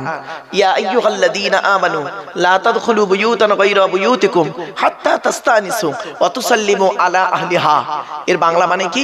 আল্লাহ বলছেন, হে ঈমানদার বান্দাগণ, তোমার বাড়ি হোক বা অন্যের বাড়ি হোক, বিনা অনুমতিতে প্রবেশ করবে না। বাড়িতে যখন প্রবেশ করবে গলার আওয়াজ দেবে, অনুমতি নেবে, যাতে করে বাড়ির মেয়েরা কাপড়গুলো ঠিকঠাক করে নিতে পারে। কি সুন্দর আদর্শ দেখেছেন ইসলাম। কি সুন্দর আদর্শ দিল, আর আপনি লোকের বাড়িতে হুট করে ঢুকে পড়লেন গলার আওয়াজ না দিয়ে ভাবি ভাবি করতে করতে। এটা ঠিক না। চলো, আল্লাহ বলছেন যখন তুমি অনুমতি পাবে তখন বাড়িওয়ালাদেরকে সালাম দেবে। পেছনে একটা হাদিস, মিশকাত শরীফ কিতাবুল আদাব বাবুস সালাম আল ফাসলুস সানি, রাবির নাম আব্দুল্লাহ ইবনে উমর রাদিয়াল্লাহু তাআলা আনহু, সুইলান নবী সাল্লাল্লাহু আলাইহি ওয়াসাল্লাম, নবীকে একবার জিজ্ঞাসা করা হলো আইয়ুল ইসলামি খায়রুন ইয়া রাসূলুল্লাহ, ইসলামের উত্তম কাজগুলো কি কি? তৎক্ষণাৎ নবীজি বললেন দুটি। ক্বালা তুতিমু তুআমা, ক্ষুধার্তকে খাদ্য দান করা হলো ইসলামের উত্তম কাজ। আর দুই নাম্বার কি? অতুকরিউ সালামা আলামান আরাফতা ওমাল্লাম তারিফ, চেনা হোক অচেনা হোক একে অপরকে সালাম আদান প্রদান করা। তাই আপনারা এত বড় জ্ঞানী গুণী বুদ্ধিজীবী মানুষ, আমাকে চেনেন বা না চেনেন, আর আমি হতভাগা আপনাদের চিনি বা না চিনি, নবীর এই হাদিসটাকে আমল করতে গিয়ে আপনাদেরকে আমি সালাম দিয়েছিলাম। সুবহানাল্লাহ। আবার একবার বলা যাবে? আরেকটা দলিল, 18 নম্বর পারা 17 নম্বর পৃষ্ঠা 12 নম্বর লাইন, সূরার নাম সূরা নূর আল কোরআন। আল্লাহ বলছেন ইজা দাখালতুম বুয়ুতান ফাসাল্লিমু আলা আনফুসিকুম, তোমরা যখন বাড়িতে প্রবেশ করবে বাড়িওয়ালাদেরকে সালাম দেবে। পেছনে একটা হাদিস, আন জাবির রাদিয়াল্লাহু তাআলা আনহু قال قال রাসূলুল্লাহ সাল্লাল্লাহু আলাইহি ওয়াসাল্লাম আসসালামু ক্বাবলাল কালাম, নবী বললেন কথা বলার আগে তোমরা সালাম দাও। তাই আমি স্টেজে এসে কারোর সঙ্গে কোনো কথাবার্তা না বলে নবীর এই হাদিসটাকে আমল করতে গিয়ে আপনাদেরকে আমি সালাম দিয়েছিলাম। সুবহানাল্লাহ। আবার একবার বলা যাবে? রব্বি আউযু বিকা মিন হামাযাতিশ শায়াতিন ওয়া আউযু বিকা রব্বি আন ইয়াহদুরুন, ইন্নাহু মিন সুলাইমানা ওয়া ইন্নাহু বিসমিল্লাহির রাহমানির রহিম, আমানতু বিল্লাহি সাদাকাল্লাহুল মাওলানাল আযীম। আলহামদুলিল্লাহ, আলহামদুলিল্লাহ ওয়া কাফা ওয়া সালামুন আলা ইবাদিহিল্লাযীনা ইসতাফা, আম্মা বাদ। ফাকাদ ক্বালা আল্লাহু তাআলা ফী কালামিল মাজিদ ওয়াল ফুরকানিল হামিদ, ইন্নাল্লাহা ওয়া মালাইকাতাহু ইসাল্লুনা আলান নবী ইয়া আইয়ুহাল্লাযীনা আমানু সাল্লু আলাইহি ওয়া সাল্লিমু তাসলিমা। দরুদ শরীফ। আল্লাহুম্মা সাল্লি আলা সাইয়্যিদিনা মাওলানা মুহাম্মদ ওয়া আলা আলি সাইয়্যিদিনা মাওলানা মুহাম্মদ। আচ্ছা বাবেরা, আমি দরুদ শরীফটা বাচ্চাদের মতো করে পড়লাম না? আপনারা তো টেনেটারে বললেন, আর আমি বাচ্চাদের মতো করে পড়লাম। কেন জানেন? শুনে নিন। দরুদ শরীফের মধ্যে আমরা একটা ভুল বলি, দেখবেন খুব লক্ষ্য করবেন এই কথাগুলো। দরুদ শরীফের মধ্যে ভুল হয়ে যায়। কি ভুল হয়? ইচ্ছা করে হয় না, অজান্তি হয়। শুনুন, আল্লাহুম্মা সাল্লি আলা সাইয়্যিদিনা মাওলানা মুহাম্মদ ওয়ালা আলে। ওয়ালা আলে বলে কোনো শব্দ নেই গো বাবা। ওয়ালা আলে বললে নফির মানে হবে, নেগেটিভের মানে হবে, নাবাচকের মানে হবে, উল্টে গোনা হবে। আছেটা কি? ও আলা আলী, ও আলা আলী। আলাটা হলো ইংরেজিতে বলে প্রিপজিশন, বাংলায় বলে অব্যয়, আরবিতে বলে হরফে জাররা। জলসা কেন দেন? জলসা দেওয়ার উদ্দেশ্য হলো তিনটে। কটা বাবা? কটা কটা? আমার সঙ্গে একটু কথা বলুন না। তিনটা, আমার সঙ্গে একটু কথা বলবেন। জলসা দেওয়ার উদ্দেশ্য হলো তিনটে। কি কি? এক নাম্বার, অজানাকে জানা। কি বললাম? কি অজানা জানা? একটু ধৈর্যের পরিচয় দিন, 2-2.5 ঘন্টা সময় দিন, নিজেই বুঝতে পারবেন সত্যি আমার জিনিসটা অজানাই ছিল, আজ এখানে জেনে নিলাম। 2 নাম্বার, ভুল সংশোধন করা। কি বললাম বা? কি ভুল সংশোধন হবে? একটু দাঁড়ান, একটু দাঁড়ান, একটু ধৈর্যের পরিচয় দিন, নিজেরই বুঝতে পারবেন। 3 নাম্বার, কিছু পরামর্শ নিয়ে নেওয়া। কি পরামর্শ দেব? আমি ব্যক্তিগত কোনো পরামর্শ আপনাদেরকে দেব না। আমার হাতেই রয়েছে according to Islamic law, not only according to Indian law, according to Islamic law একটা আইনের কিতাব রয়েছে আমার হাতে, আল্লাহর সংবিধানের কিতাব। এই কিতাব থেকে কিছু পরামর্শ আপনাদেরকে দেব। আর আল্লাহর নবী, আমার আপনার নবী মুহাম্মদ সাল্লাল্লাহু আলাইহি ওয়াসাল্লামের মুখশ্রিত বাণী, কথা কাজ সমর্থনকে হাদিস বলে, হাদিস এবং সুন্নাহ থেকে কিছু পরামর্শ আপনাদেরকে দেব। সেই কোরআন আর হাদিসের কথাগুলো যদি আপনি এবং আমি পৃথিবীতে ভালোভাবে চলতে পারি, তাহলে শান্তিতে থাকতে পারবো, ইনশাআল্লাহ পরকালে জান্নাত পাবো। ঠিক না? ঠিক। এই 3টে কারণে জলসা দেওয়া হয়, কিন্তু দুঃখের বিষয় কি জানেন? এই 3টিই ঠিক মতো আমাদের আদায় হয় না। তা আমি আজকে আপনাদের কাছে চেষ্টা করব, আসুন দরুদ শরীফ পড়তে গিয়ে এই ভুলটা আর করবেন না। আল্লাহুম্মা সাল্লি, যেখানে টান আছে সেখানে টান দেবেন, আর যেখানে টান নেই সেখানে টান দেবেন না। টান দিলে মানে পাল্টে যাবে, মানে পাল্টে যাবে গো বাবা। শুধু একটু টানের কারণে মানে পাল্টে যাবে, দেখবেন। বলবো? আর বলবো কি বলুন না। এই দেখেন, আমি কটা শব্দ বলছি, দেখি আপনারা পার্থক্য করতে পারেন, আমার আলেম ওলামা ভাইরা পারবে। দেখুন, ইলিম, ইলিম, আলাম, আলাম, আলিম, আলিম, আল্লামা, আলাম। 7টা শব্দ বললাম। ইলিম মানে জ্ঞান, আলাম মানে পতাকা, এই যে পতাকা, পতাকা চিহ্ন, আলাম। এবার আতে টান দেন, আলাম মানে পৃথিবী। আলহামদুলিল্লাহ রাব্বিল আলামিন নয়, আলামিন, ওখানে একটা টান আছে, টান না দিলে মানে পাল্টে যাবে। আলহামদুলিল্লাহ রাব্বিল আলামিন নয়, আলামিন, আলাম মানে পৃথিবী। এবার আসছি আলিম, ইসমে ফাইল, জ্ঞানী। আলিম সিফাতে মুসাব্বা, আলেম ওলামারা বুঝবেন। এবার আসছি আল্লামা, ইসমে মুবালাগা। আল্লামা শব্দের অর্থ হলো কি জানেন? অধিক জ্ঞানী লোককে বলা হয় আল্লামা। আমরা তো যাকে তাকে আল্লামা শব্দ ব্যবহার করি। নিজের অ্যাড্রেসটা আরবিতে লিখতে পারবে না। ওকে যদি বলা হয়, ভাই তুই তো নিজের অ্যাড্রেসটা আরবিতে লেখ, আরবিতে লেখ বা ইংরেজিতে লেখ, ও লিখতে পারবে না। তার নামের আগে আল্লামা বসিয়ে দিলেন। বাবা, এত সহজ নয়। চলুন এবার আসছি লাস্ট ওয়ার্ড, কি?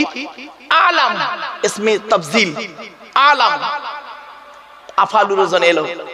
আলাম মানে হচ্ছে অধিক জ্ঞানী, ওর জ্ঞানী আর নেই। এজন্য আমরা কথায় কথায় বলি, কোন জিনিসের মানে না বুঝতে পারলে কি বলি? আল্লাহু আলাম, আল্লাহই ভালো জানে। এবার বুঝতে পারছেন? যেন টান যেখানে নেই সেখানে টান দেবেন না, আর যেখানে টান আছে সেখানে টান দেবেন, তাহলে মানেটা ঠিক থাকবে। আর নইলে সব উল্টো পাল্টা হয়ে যাবে। চলুন ওই আলহামদুলিল্লাহ আল্লাহুম্মা সাল্লি আলা বলে টান দেবেন না। বাপ আমার হাতে ধরে বলছি, ওই আতে অত টান নেই, ছোয়ালি। যেখানে টান আছে সেখানে টান দিন, ভালো হবে। আল্লাহুম্মা সাল্লি আলা সাইয়্যিদিনা মাওলানা মুহাম্মদ ওয়া আলা আলি ওয়া আলা আলি, এটা মাথায় রাখুন। চলুন এখন দরুদটা পড়লেন কেন, তার দলিল কি? চলো উত্তরটা দিই। প্রথম কোরআন, তারপরে হাদিস আসছে।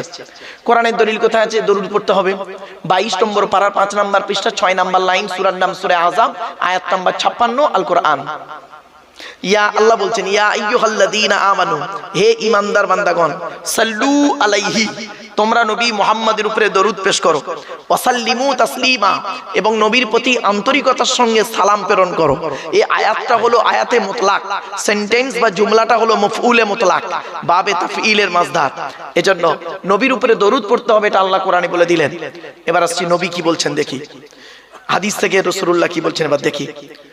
আল্লাহ নবী বলেছেন, আমরা দরুদ পড়লে আমাদের লাভ হবে না লস হবে? বাবা জোরে বলুন। এখন মুখে তো বললে হবে না, প্রমাণ দিতে হবে। চলুন আমি একটা একটা করে প্রমাণ দিচ্ছি। আল্লাহ নবী বললেন, মান সাল্লা আলাইয়া ওয়াহিদাতান সাল্লাল্লাহু আলাইহি আশারা। আল্লাহ নবী বলেন, যে ব্যক্তি আমার উপরে একবার দরুদ শরীফ পড়বে, আল্লাহ পাক তার আমলনামায় 10টা নেকি লিখে দেবে। তাহলে আমরা বেকার পড়লাম না দরুদটা। আরেকটা হাদিস, মান সাল্লা আলাইকা আশরান ফি আউয়ালিন নাহারি ওয়া আশরান ফি আখিরিন নাহারি নালাতহু শাফাআতি ইয়াউমাল কিয়ামা। আল্লাহ নবী বলেন, যে ব্যক্তি দিনের শুরুতে আমার উপরে 10 বার দরুদ শরীফ পড়বে, দিনের শেষে আমার উপরে 10 বার দরুদ শরীফ পড়বে, ওই ব্যক্তির শাফাআত সুপারিশ কিয়ামতের মাঠে আল্লাহ আমার সঙ্গে তার খুবই নিকটবর্তী করে দেবে। তাহলে বেকার বেকার পড়লাম না। আরেকটা হাদিস, আচ্ছা বাবা আখেরি দোয়া একটা হবে তো? বলেন না, একটু কথা বলেন না, আপনারা কথা না বললে ভালো লাগে না। আখেরি দোয়া একটা হবে তো? আচ্ছা এই দোয়াটা কবুল হবে কি করে বুঝবেন আপনি? মারাত্মক প্রশ্ন করলাম কিন্তু। এই দোয়াটা কবুল হবে বুঝবেন কি করে? চলুন আল্লাহ নবীর হাদিস, হযরত ওমর রাদিয়াল্লাহু তাআলা আনহু হাদিসটা রিওয়ায়াত। আল্লাহ নবী বলছেন, ইন্না দুআ মাওকুফুম বাইনাস সামাই ওয়াল আরদি লা ইয়াসআদু মিনহু শাইউন হাত্তা তুসাল্লি আলা নবিকা। আল্লাহ নবী বলেন, নিশ্চয়ই দোয়া অবস্থান করে আসমান আর জমিনের মধ্যবর্তী জায়গায়। ওই দোয়াকে উপরেও নিয়ে যেতে পারে না, নিচেও নামাতেও পারে না। হাত্তা তুসাল্লি আলা নবিকা, যতক্ষণ পর্যন্ত তোমরা নবীর উপরে দরুদ পাঠ না করে দোয়া চাও, অর্থাৎ নবীর উপরে দরুদ পড়ে দোয়া চাইলে ওই দোয়া আল্লাহর দরবারে কবুল হয়। প্রমাণ পেলেন? আরেকটা হাদিস, আচ্ছা বাপেরা আমরা সবাই জান্নাতের আশা করি তো? হ্যাঁ, জান্নাতের আশা করি আমরা প্রত্যেকেই। জান্নাত কার আশা করে? হয়ে গেছে না বাবা, ও বাবা, এত সহজে যদি উত্তরটা হয়ে যেত তাহলে অনেক কিছু হয়ে যেত বাপ আমার। চলেন, আল্লাহর নবী একদিন সাহাবীদেরকে বলছেন, তোমরা জান্নাতের আশা করো? সাহাবীরা বলছেন, ইয়া রাসূলুল্লাহ, জান্নাতের আশা কে করে না? আমরা সবাই করি। পট করে নবীজি বললেন, জান্নাত কার আশা করে? সাহাবীরা পুরো চুপ। জান্নাত আবার আশা করে? বলছে হ্যাঁ, হাদিসটা শুনুন। আল্লাহর নবী বললেন, জান্নাত 5 শ্রেণীর মানুষের জন্য আশা করে। কয় শ্রেণীর? এই 5 শ্রেণীর মধ্যে আপনারা আছে, আমরা আপনারা আছি কিনা দেখি তো, একটু চলুন। এই 5 শ্রেণীর মধ্যে আছে কি একটু দেখি, চলুন। আল্লাহ নবী বলছেন, হাদিসটা শুনুন, ইন্নাল জান্নাতা তাশতাকু ইলা খামসাতি নাফার। জান্নাত 5 শ্রেণীর মানুষের জন্য আশা করে। 1 নাম্বার, তালিয়াল কোরআন, প্রত্যহ কোরআন তেলাওয়াতকারী মানুষের জন্য জান্নাত আশা করে। আপনি তো কোরআনই পড়তে পারেন না, আফসোস। এজন্য আপনাদেরকে অনুরোধ করে বলে যাচ্ছি, সারা দিনে ঘুমানোর আগে অন্তত কিছু কোরআন তেলাওয়াত করে শোবেন। ওযু করে ঘুমাবেন আর কোরআন তেলাওয়াত করবেন। কুল হুয়াল্লাহ সূরা 3 বার যদি পড়েন নাকি আছে, সূরা ফাতিহা একবার পড়ে ঘুমালেন, দরুদ শরীফ পড়ে ঘুমাবেন, কিছু কোরআন তেলাওয়াত করবেন প্রতিদিন। বিনা কোরআন তেলাওয়াতে ঘুমাবেন না, আপনাদেরকে অনুরোধ করে বলে যাচ্ছি। এবার কোরআন তেলাওয়াতের আলোচনা এখন ব্যাপক আলোচনা। ছোট্ট একটা উদাহরণ দিচ্ছি। আচ্ছা বাবা, আপনাদের এই উত্তর 24 পরগনায় কেরাত প্রতিযোগিতা হয়, বলুন না, একটু বলুন। আচ্ছা, আপনারা কেরাত প্রতিযোগিতা লেখেন কেন? তেলাওয়াত প্রতিযোগিতা কেন বলেন না? তাহলে তেলাওয়াত আর কেরাতের মধ্যে পার্থক্য আছে। জি হ্যাঁ, এসএসসি ছেলে মেয়ে পড়াই তো, সার্ভিস কমিশনের ছেলে মেয়ে পড়াই, এসএসসি এবং এমএসসি। এই পরীক্ষা, এই প্রশ্নগুলো কোথায় হয় জানেন? ওই 10 নম্বরের ইন্টারভিউ হয়, ওরাই এই প্রশ্নগুলো করে। যে কেরাত প্রতিযোগিতা কেন বলেন, তেলাওয়াত প্রতিযোগিতা তো বলেন না? কোরআনে কিন্তু দুটো শব্দ আছে, কেরাত শব্দ আছে, তেলাওয়াত আছে। দুই একটা উদাহরণ দিই। কোরআনে আল্লাহ বলছেন, ওয়াইজা তুলিয়াত আলাইহিম আয়াতুহু যাতাতুহুম ঈমানা উতলু মা উহিয়া ইলাইকা মিনাল কিতাব। আর কোরআনে তেলাওয়াতের কথা দলিল দিচ্ছি, দেখুন, ওয়ামা কুনতা তাতলু মিন ক্বাবলিহি মিন কিতাবিন ওয়ালা তাখুতুহু বিয়ামিনিকা, কোরআনের আয়াত। এবার কেরাতের কথা কি আছে? ইকরা বিসমি রাব্বিকাল্লাযী খলাক ওয়া ইযা কুরিয়াল কুরআন ইযা করাআতাল কুরআন। এখানে কেরাত, আবার এখানে তেলাওয়াত। আপনারা কেরাতের নাম দিলেন, তেলাওয়াত প্রতিযোগিতা দেন না কেন?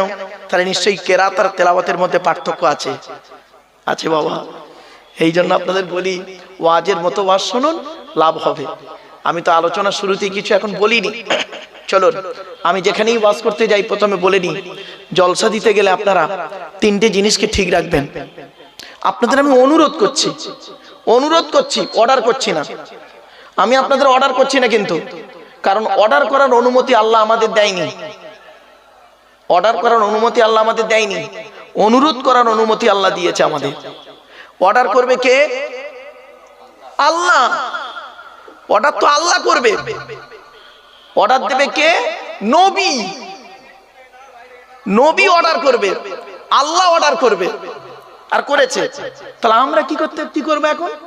আমরা আল্লাহর এই অর্ডারগুলো নিয়ে, নবীর অর্ডারগুলো নিয়ে আপনাদের কাছে অনুরোধ করব। ঠিক না? ঠিক, যে ভাই আল্লাহ বলেছে, নবী বলেছে, তুমিও করো আমিও করি, তাহলে শান্তিতে থাকতে পারবো। এছাড়া আমাদের কোনো ক্ষমতা নেই। কি ভাবছেন? চলুন, তো আমি আপনাদেরকে অনুরোধ করছি, কি জলসা যখন দেবেন দয়া করে আপনারা 3টে জিনিস ঠিক রাখবেন। কটা বাপ? 3টে জিনিস। কি কি? 1 নাম্বার বক্তা, 2 নাম্বার কমিটি, 3 নাম্বার শ্রোতা। চলুন একটু খুলে দিই একটু। বক্তার কি দেখবেন? দয়া করে আপনাদের বলে যাচ্ছে, করজোড়ে নিবেদন করছি, বক্তার 2টো জিনিস দেখবেন। 2টো জিনিস দেখবেন। কি কি? 1 নাম্বার দেখবেন বক্তাটি সত্যিকারের আলেম কিনা। সত্যিকারের আলেম কিনা। আমার কথাটা বুঝতে পারলেন? 2বার কিন্তু কথাটা বলেছি। বক্তাটি সত্যিকারের আলেম কিনা। শুধু বক্তার ডিগ্রি থাকলে হবে না, আর একটা জিনিস দেখবেন, বক্তাটার আমল আছে কিনা, বক্তাটা 5 ওয়াক্ত নামাজ পড়ে কিনা, বক্তাটা রমজান মাসে রোজা রাখে কিনা, বক্তাটা তার স্ত্রীর হক আদায় করে কিনা, বক্তাটা তার পিতামাতার সেবা যত্ন করে কিনা, বক্তাটা তার ছেলে মেয়ের দায়িত্ব পালন করে কিনা, বক্তাটা তার বোনের ভাই বোনের ফারাইজি অংশ দিয়েছে কিনা, বক্তাটার চরিত্রটা ঠিক আছে কিনা। আমি বলিনি, কিন্তু নবী বলছেন, নবীর হাদিস আছে পিছনে গোবা। আমি আপনাদেরকে জাস্ট আপনাদের মাতৃভাষায় খুলে বলছি। চলুন নবীজি কি বলছেন দেখি। কুন আলিমান, হাক্কানি আলেম হও, হাক্কানি আলেম হও। হাক্কানি আলেম হতে পারোনি, ঠিক আছে। আও মুতাআল্লিমান, হাক্কানি আলেমের ছাত্র হও, তাও সুযোগ পাওনি, ঠিক আছে। আও মুস্তামিয়ান, হাক্কানি আলেমরা যেটা বলে মনোযোগ সহকারে শ্রবণ করো, আমল করো, তাও সুযোগ পাওনি, ঠিক আছে। আও মুহিব্বান, হাক্কানি আলেমদেরকে অন্তর দিয়ে ভালোবাসো। ওয়ালা তাকুন খামিসান ফাতুহলিকু, 5 নাম্বারটা হতে যেও না, ক্ষতিগ্রস্ত হয়ে যাবে। কি বললেন নবীজি? হয় আপনি আলেম হন, হাক্কানি আলেম হন। হাক্কানি আলেম হতে যদি না পারেন, হাক্কানি আলেমের ছাত্র হন, তাও যদি সুযোগ না পান, হাক্কানি আলেমরা যেটা বলেন মনোযোগ সহকারে শ্রবণ করুন, আমল করুন, তাও যদি সুযোগ না পান, হাক্কানি আলেমদেরকে অন্তর দিয়ে ভালোবাসুন। এখন প্রশ্ন হলো, হাক্কানি আলেম কে? হাক্কানি আলেম কে? ওই গালে দাড়ি থাকলে, মাথায় টুপি দিলে, মাঝে মাঝে হজ করলে, বুখারী শরীফ পড়ালে, জালালায় তফসিরের কিতাব পড়ালে, আর কোরআন আর হাদিসের পারা নাম্বার, পৃষ্ঠা নাম্বার, লাইন নাম্বার বললে, ওয়াজ করলে হাক্কানি আলেম না। আল্লাহর নবী বলছেন হাক্কানি আলেম কে। শুনে যান বাপেরা। আল্লাহু আজওয়াদু জুদান ওয়ানা আজওয়াদু বানি আদম ওয়াজাদুকুম বাদি রাজুলুন আলিমা ইলমান ফানাশারাহু ইয়াতি ইয়াউমাল কিয়ামাতি আমিরান ওয়াহিদা। এর বাংলা মানে কি? আল্লাহর নবী বলেন আল্লাহ হলেন সবথেকে বড় দাতা। আল্লাহ হলেন সবথেকে বড় দাতা। আল্লাহর পরে বড় দাতা হলাম আমি, মুহাম্মদ সাল্লাল্লাহু আলাইহি ওয়াসাল্লাম। এরপরে নবী কি বলছেন শুনুন, তৃতীয় অংশতে। আমার পরে নবী বলছেন, আমার পরে আকাশের নিচে জমিনের উপরে সবথেকে বড় দানশীল ব্যক্তি কে জানো? ওই আলেম যে ইলিম অর্জন করেছেন, ইলিম মোতাবেক নিজে চলেছেন, সমাজের মানুষকে বলেছেন, তার ইলিম থেকে মানুষ উপকৃত হতে পেরেছে। ওই শ্রেণীর আলেমগুলোকে কিয়ামতের মাঠে আল্লাহ এক একটা দলের আমির, নেতা করে তুলবে। কি ভাবলেন? এই জন্যই বলেছিলাম জলসা যখন দেবেন দয়া করে 3টে জিনিস দেখবেন। 1 নাম্বার বক্তা, 2 নাম্বার কমিটি। জলসা কমিটি আলাদা, মসজিদ কমিটি আলাদা। জলসা কমিটি হতে গেলে বাপ খুব কম করে 3টে গুণ থাকা দরকার। আচ্ছা, শুধু এই 3টে গুণ জলসা কমিটি থাকবে? না না না না না, আমাদেরও থাকতে হবে 3টে গুণ। চলুন খুলে বলে দিই কি কি। 1 নাম্বার সৎ হতে হবে। কি বললাম? সৎ। চলে যাচ্ছে, ঠিক আছে। সৎ হতে হবে। সৎ কাকে বলে বাপ? আমাদের ধারণা হলো সৎ ওই লোকটা যার গালে দাড়ি, মাথায় টুপি, বড় পাঞ্জাবি, 5 ওয়াক্ত নামাজ পড়ে, ঈদ বকরা ঈদের নামাজ পড়েছে, মাঝে মাঝে ওমরা করেছে, হজ করে এসছে, ওই লোকটাই সৎ না।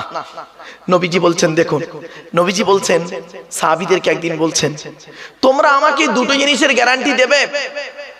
নবীজি সাহাবীদেরকে বলছেন, তোমরা আমাকে 2টো জিনিসের গ্যারান্টি দেবে। সাহাবীরা বললেন, ইয়া রাসূলুল্লাহ, আমরা যদি আপনাকে 2টো জিনিসের গ্যারান্টি দিই, বিনিময়ে আপনি আমাদের কিছুর গ্যারান্টি দেবেন? নবীজি বললেন, হ্যাঁ, তোমরা যদি আমাকে 2টো জিনিসের গ্যারান্টি দাও, আমি তোমাদের জান্নাতের গ্যারান্টি দিয়ে দেব। সাহাবীরা বললেন, বলুন, জীবনে তো অনেক কিছু দিয়েছি, আর 2টো জিনিস চান তো বলুন, দেবো। নবীজি বললেন, 1 নাম্বার, 2 ঠোঁটের মাঝখানে এই জিবের গ্যারান্টি দাও।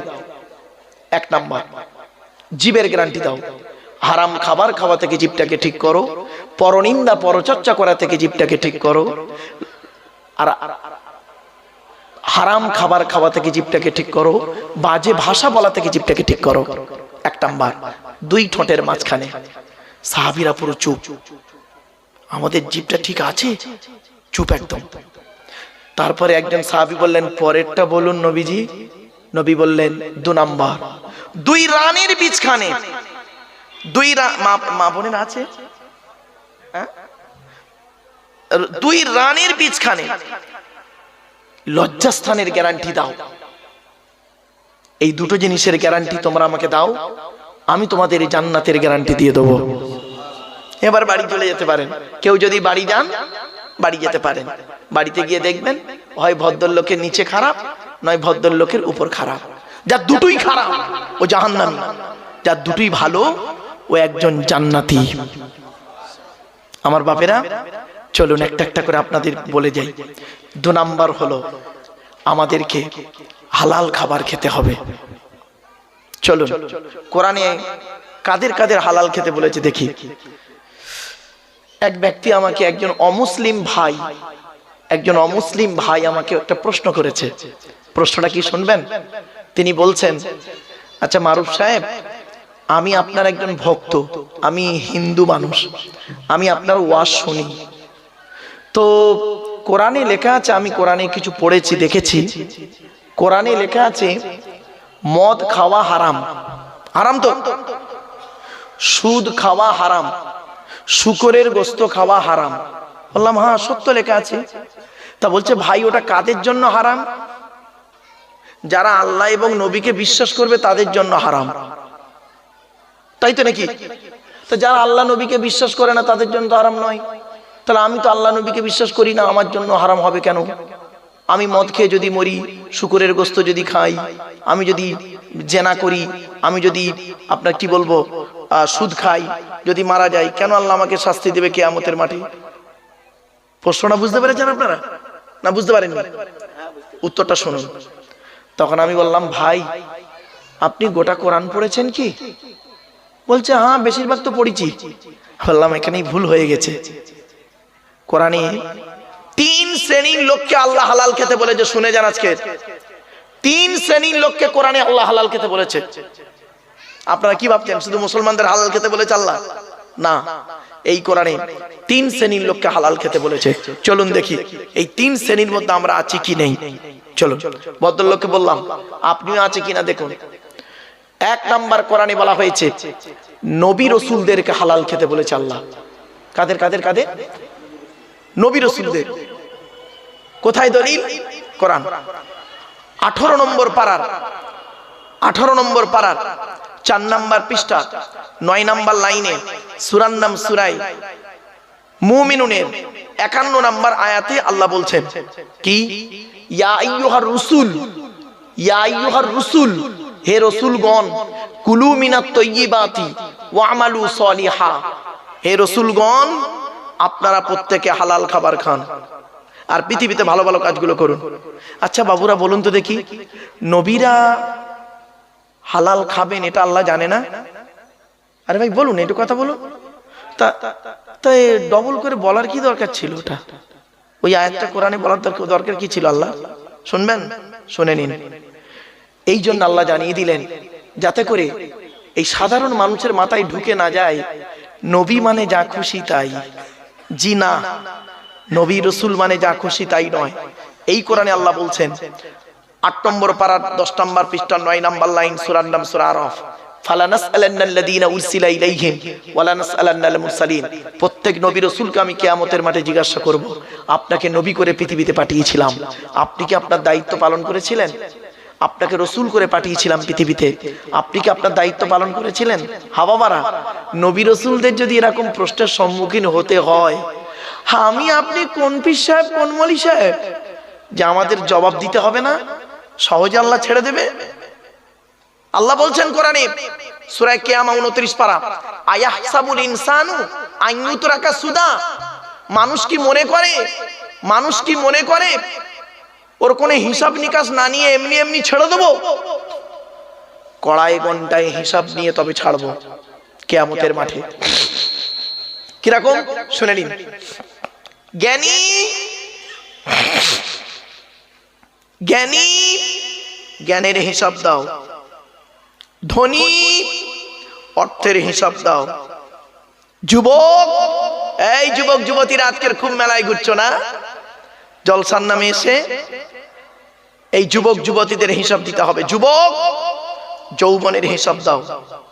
এই কোরআনে আছে খাঁটি মোমেন হতে গেলে 30টা গুণ লাগবে। কটা কটা কটা? 30টা গুণ লাগবে খাঁটি মোমেন হতে গেলে। সর্বাধিক 30টা, সর্বনিম্ন 5টা। আর হাদিসে এসেছে কটা জানেন? আল ঈমানু বিসউন ওয়া সাবউনা শুবা, 70টা শাখা পোশাখা। তাহলে 30 আর 70 কত? 100টা গুণ যে ব্যক্তির মধ্যে থাকবে ওই ব্যক্তি হলো খাঁটি 100% পারফেক্ট মোমেন। আর খাঁটি মোমেনের উপরের ধাপটা কি জানেন? মুত্তাকি। মুত্তাকি আমরা বলি না মোমেন মুত্তাকি? বলুন একটু কথা বলুন এটা আমার সঙ্গে। আমরা তো লোককে বলি মোমেন মুত্তাকি, যাকে তাকে মোমেন মুত্তাকি বলে দেন। শুনে নিন, মোমেন হতে গেলে কোরআনে আছে কমসে কম 5টা গুণ লাগবে, সর্বাধিক 30টা গুণ লাগবে। আর মোমেনের উপরের ধাপটা হলো মুত্তাকি। মুত্তাকি মুত্তাকি হতে গেলে ওই মোমেনের সঙ্গে, মোমেনের 30টার সঙ্গে এই কোরআনে আছে আরো 15টা লাগবে। তাহলে কথা হলো 45টা গুণ যার মধ্যে থাকবে সেই ব্যক্তি দুটো সার্টিফিকেট পাবে, মোমেন আর মুত্তাকি। এবার তার উপরে হলো পীর বা ওলি, হাক্কানি পীর বা ওলি, তার উপরের ধাপ। হাক্কানি পীর হতে গেলে, ওলি হতে গেলে এই কোরআনে আছে আরো 5টা লাগবে। সূরা ইউনূসের 62-63 নম্বর আয়াত। তাহলে 45 আর 5-এ 50টা গুণ যার থাকবে সেই ব্যক্তি মোমেন, মুত্তাকি, পীর বা হাক্কানি পীর বা ওলি হতে পারবে। বাবা 50টা গুণ নেই, 50টা তো দূরের কথা, 5টা গুণ হয়তো তার মধ্যে পাওয়া যাবে না, তাকে পীর সাহেব বলে সার্টিফিকেট দেওয়াটা কত ভালো জিনিস আল্লাহ ভালো জানে। বাপ চলো আগিয়ে যাচ্ছি। এবার আসছি 1 নাম্বার। আল্লাহ বললেন মসজিদের দায়িত্ব তারাই নেবে, মান আমানা বিল্লাহ, যে ব্যক্তি 100% আল্লাহকে বিশ্বাস করবে। 2 নাম্বার হলো ওয়াল ইয়াউমিল আখিরি, যে ব্যক্তি কিয়ামতকে 100% বিশ্বাস করবে। 3 নাম্বার হলো ওয়া আকামাস সালাত, 5 ওয়াক্ত নামাজ আদায় করবে। অনেক মসজিদ কমিটি এমন আছেন যারা 5 ওয়াক্ত নামাজ পড়ে না। এজন্য অনুরোধ করে বলে যাচ্ছি, মসজিদের দায়িত্ব যখন আপনি নিয়েছেন আপনাকে 5 ওয়াক্ত নামাজি হতেই হবে, কোরআনের দলিল।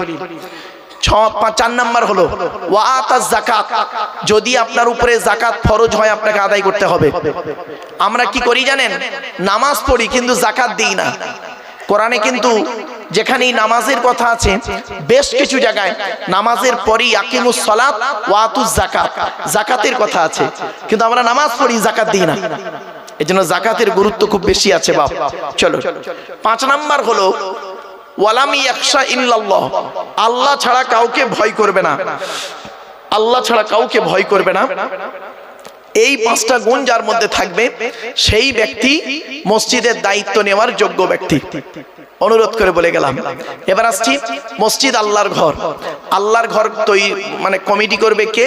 আল্লাহর ঘরের দায়িত্ব নেবে কে? কারা কারা নেবে তাদের কথা বলে দিলাম। এবারে আসছি মসজিদে যিনি নামাজ পড়ান তাকে আপনারা কি বলেন? ইমাম সাহেব।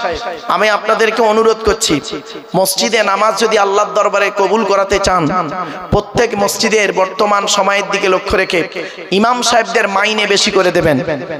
ইমাম সাহেবদের মাইনে বেশি করে দেবেন। যে মসজিদে ইমামের মাইনে কম ওই মসজিদের মুসল্লিদের নামাজ আল্লাহর দরবারে কবুল হওয়া খুবই মুশকিল আছে। আর একটা কথা বলে যাচ্ছি, মনে রাখবেন, মানা না মানা আপনার ব্যাপার। কিয়ামতের মাঠে আল্লাহ আমাকে যখন জিজ্ঞাসা করবে, আব্দুল্লাহ কিল মারুফ কথাগুলো বলেছিলিস?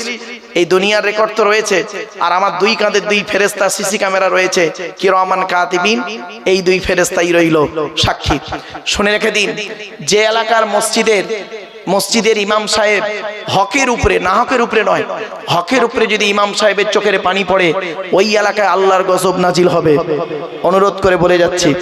এজন্য আমি আব্দুল্লাহ কিল মারুফ আপনাদের এখানে এসেছি, আপনারা আমাকে ডেকে এনেছেন। আমি 2-3 ঘন্টার বন্ধু, কিন্তু আপনি জানবেন আপনাদের মসজিদের ইমাম সাহেব হচ্ছে 365 দিনের সুখ এবং দুঃখের বন্ধু। ঠিক না? ঠিক, সুখ এবং দুঃখের বন্ধু। তাহলে গুরুত্বটা কোথায় দেবেন একটু বাড়ি থেকে ভাববেন। চলুন এগিয়ে যাচ্ছি।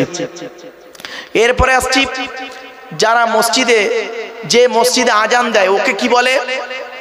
মুয়াজ্জিন, পশ্চিম বাংলার কথা বলছি, পশ্চিম বাংলায় অনেক মসজিদের মুয়াজ্জিনের আজান ভুল ভুল ভুল, অনেক মসজিদের মুয়াজ্জিনের আজান ভুল।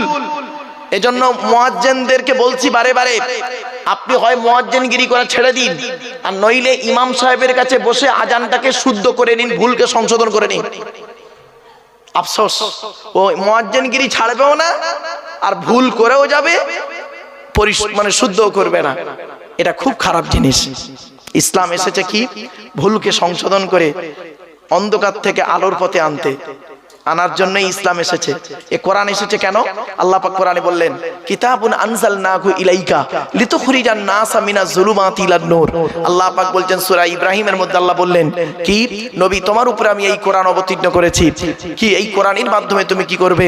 যে সমস্ত মানুষরা অন্ধকারের মধ্যে পড়ে আছে ওদেরকে টেনে টেনে বের করে আলোর দিকে নিয়ে আসবে। এই জন্যই কোরআন নাজিল হয়েছে। কোরআন নাজিল হয়েছে কেন? হুদাল্লিন নাস, মানুষের হেদায়েতের জন্য।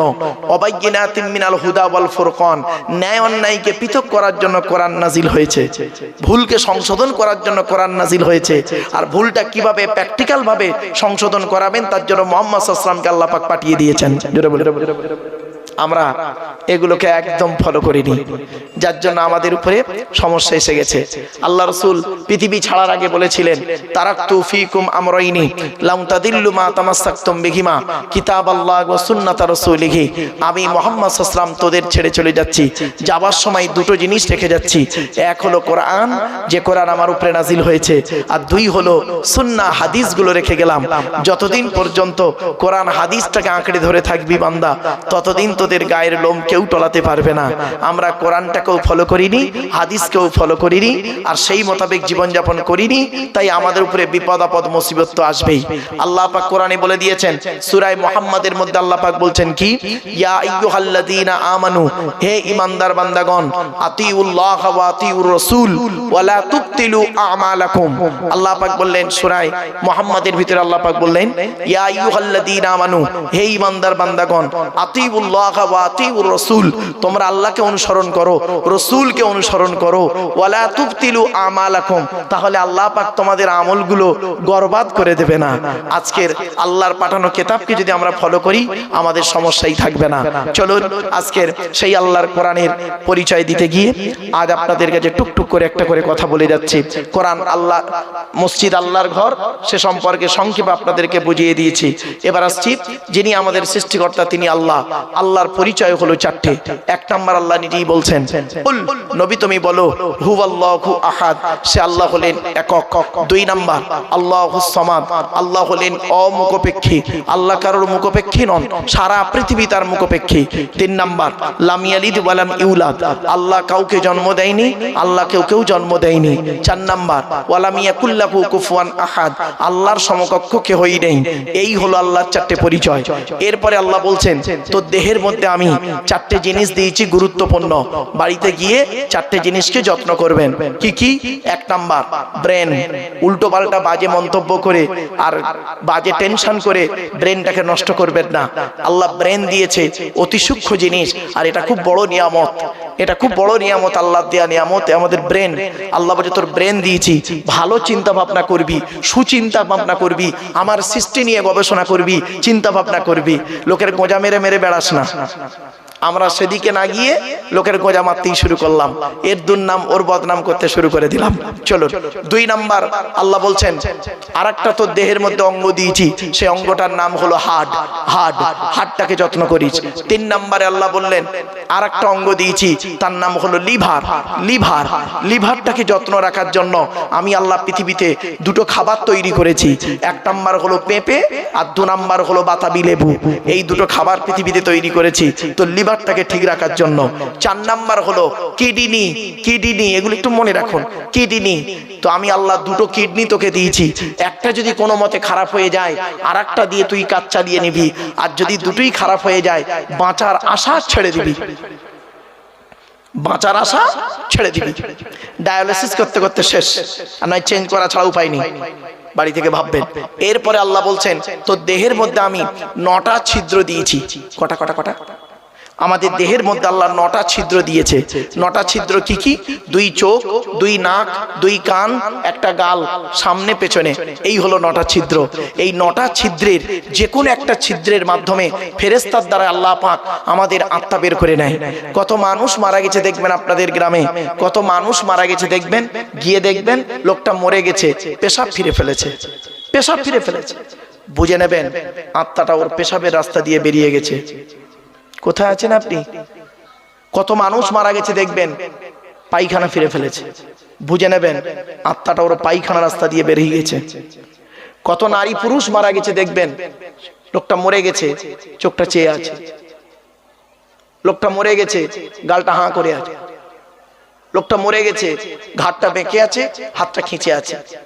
আবার দেখবেন লোকটা মরে গেছে, দেখলে মনে হবে লোকটা ঘুমিয়ে আছে। কিভাবে মরতে চান? ঈমান নিয়ে যদি কবরে যেতে চান, দয়া করে কোরআন হাদিসের কথাগুলো শুনে, ইজমা কিয়াসের কথাগুলো শুনে আমল করে বাড়ি যান। চলুন বাপেরা। এরপরে আল্লাহ বলছেন, তো দেহের মধ্যে আমি 3টে জিনিস দিয়েছি আলাদা। 1 নাম্বার কি? ব্লাড গ্রুপ আলাদা। এজন্য আপনাদেরকে বলি, হিন্দু মুসলিম ঝগড়া মারামারি না করে একে অপরের সঙ্গে মিলেমিশে থাকবেন।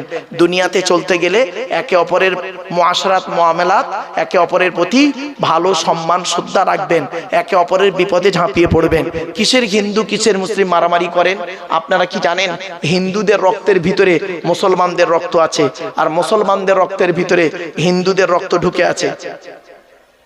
আপনাদের এলাকায় ব্লাড ডোনেশন ক্যাম্প হয়, রক্তদান শিবির হয়, তা ব্লাড যখন নেওয়া হয় তখন বলা হয় নাকি এই ও হিন্দু ওর রক্ত আলাদা কর, ও মুসলিম ওর রক্ত আলাদা কর, বলে নাকি? আরে ব্লাডের মধ্যে কাস্টের কোনো ডিভাইডেড থাকে না, ব্লাডের মধ্যে কালারের কোনো ডিভাইডেড থাকে না, ব্লাডের মধ্যে জেন্ডারের কোনো ডিভাইডেড থাকে না, ব্লাডের মধ্যে গ্রুপের ডিভাইডেড করা হয়। ব্লাডের 4টে গ্রুপ, এ বি আর ও, প্রত্যেকটার -+। এখানে অনেক মানুষ বসে আছে, দাঁড়িয়ে আছে, ও নিজের ব্লাড গ্রুপ কি ও নিজেও জানে না। আফসোস, দুঃখ লাগে। আর মুসলমানরা তো এদিকেই পিছিয়ে। মুসলমান লেখাপড়ায়, শিক্ষা দীক্ষা, চিন্তা ভাবনা, গবেষণায় পিছিয়ে। ছোট্ট একটা উদাহরণ দিচ্ছি, রেগে যাবেন না কেউ। আচ্ছা, বর্তমান পৃথিবীতে ইহুদিদের সংখ্যা বেশি না মুসলমানদের সংখ্যা বেশি? বলুন না, একটু কথা বলুন। ইহুদিদের সংখ্যা বেশি না মুসলমানদের সংখ্যা বেশি? মুসলিমদের সংখ্যা বেশি। এক কোরআন, এক মুহাম্মদ সাল্লাল্লাহু আলাইহি ওয়াসাল্লাম থেকে 200 কোটি এখন মুসলমান, ঠিক না ঠিক? ইহুদিদের সংখ্যা খুব কম, খুব কম ইহুদিরা। তো ইহুদিদের সংখ্যা যদি কম হয়, মুসলমানদের সংখ্যা যদি বেশি হয়, যুক্তি কি বলে? বর্তমানে মার খাচ্ছে কারা? মুসলমানরা বেশি না ইহুদিরা বেশি? কেন? এদের সংখ্যা তো 200 কোটি, এরা মার খাচ্ছে কেন? কারণ হচ্ছে কি জানেন?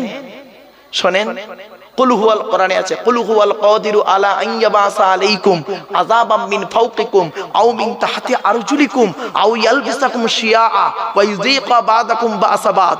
কোরআনের দলিল বাবা, আমার কথা নয়। সূরা আনামের মধ্যে আল্লাহ বলছেন, নবী তুমি বলে দাও আমার আযাব হলো 3 ধরনের।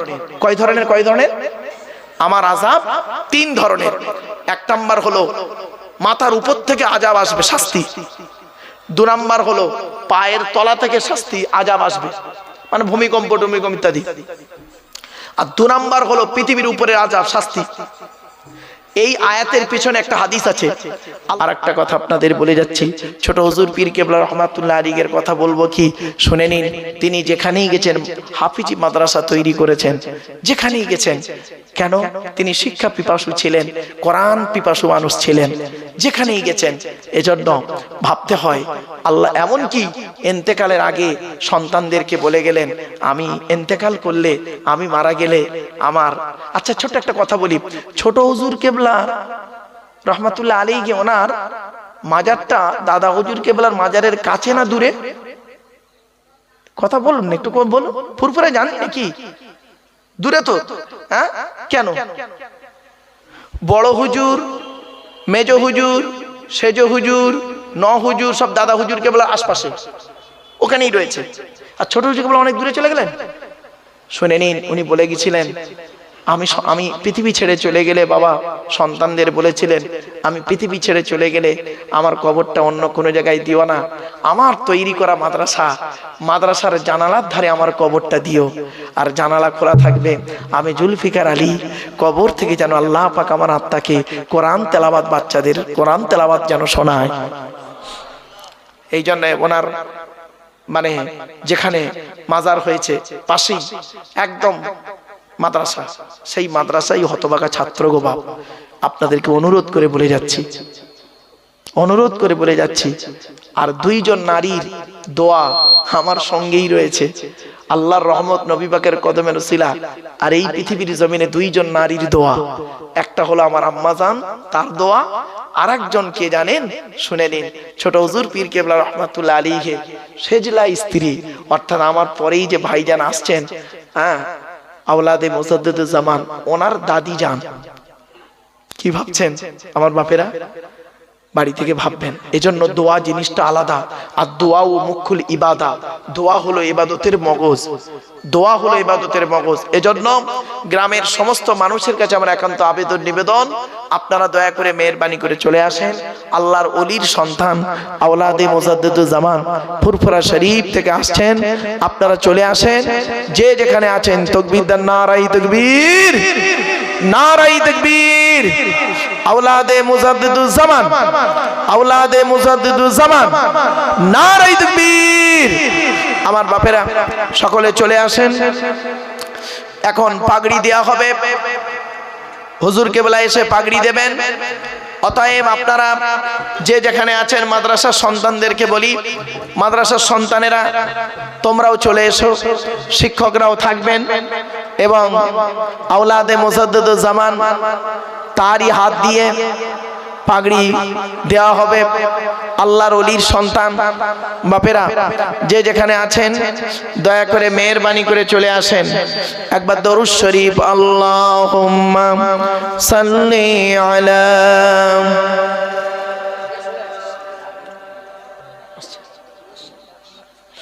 ওয়া আলা আলি সাইয়্যিদিনা মাওলানা মুহাম্মদ। এসো তোমরাই ইসলামে, এসো তোমরাই ইসলামে, হবে যে উজালা মক্কা মদিনা নবী কামলিওয়ালা।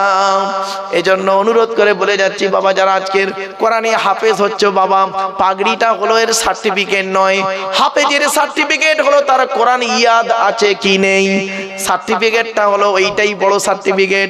তবে আমরা তাবাররুকান স্বরূপ পাগড়ি দিয়ে থাকি, সার্টিফিকেট দিয়ে থাকি, অনেক হাদিয়া দিয়ে থাকি, এটা আলাদা জিনিস। কিন্তু বাবা হাফেজের মূল সার্টিফিকেটের নাম হলো কোরআন ইয়াদ, কোরআন মুখস্থ হলো, কোরআন ইয়াদ হলো হাফেজের মূল সার্টিফিকেট। এজন্য আপনাদেরকে অনুরোধ করে বলে যাচ্ছি বাবেরা, যে যেখানে আছেন দয়া করে মেহেরবানি করে চলে আসেন। মাদ্রাসার আসাতিজা কেরামরা তারাও আসবেন, এবং গ্রামের বাবা বাবেরা বসো, বাপ বসো, বসো বসো।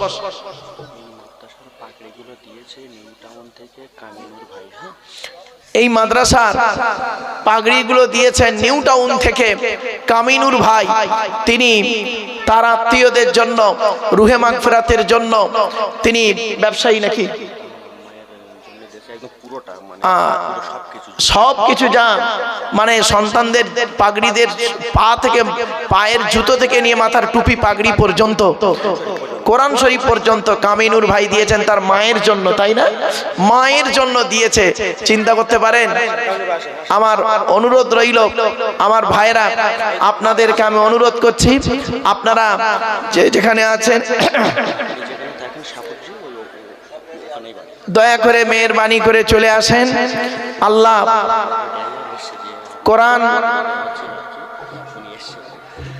কোরআন হাদিস ইজমা কিয়াস মোতাবেক জীবন যাপন করার তৌফিক যেন আল্লাহ দান করে, বলুন আল্লাহুম্মা আমিন।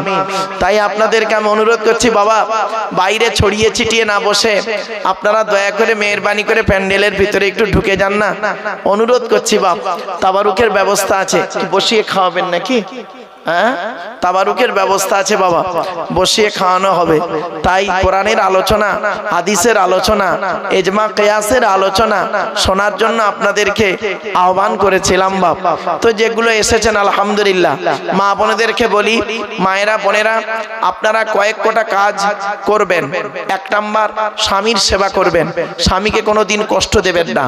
2 নাম্বার হলো স্বামীর পরিবারের সঙ্গে ভালো আচরণ করবেন। 3 নাম্বার হলো নিজের সতীত্বকে বজায় রাখবেন। 4 নাম্বার হলো চরিত্র ঠিক রেখে আপনি নামাজি হবেন এবং রোজাদার হবেন।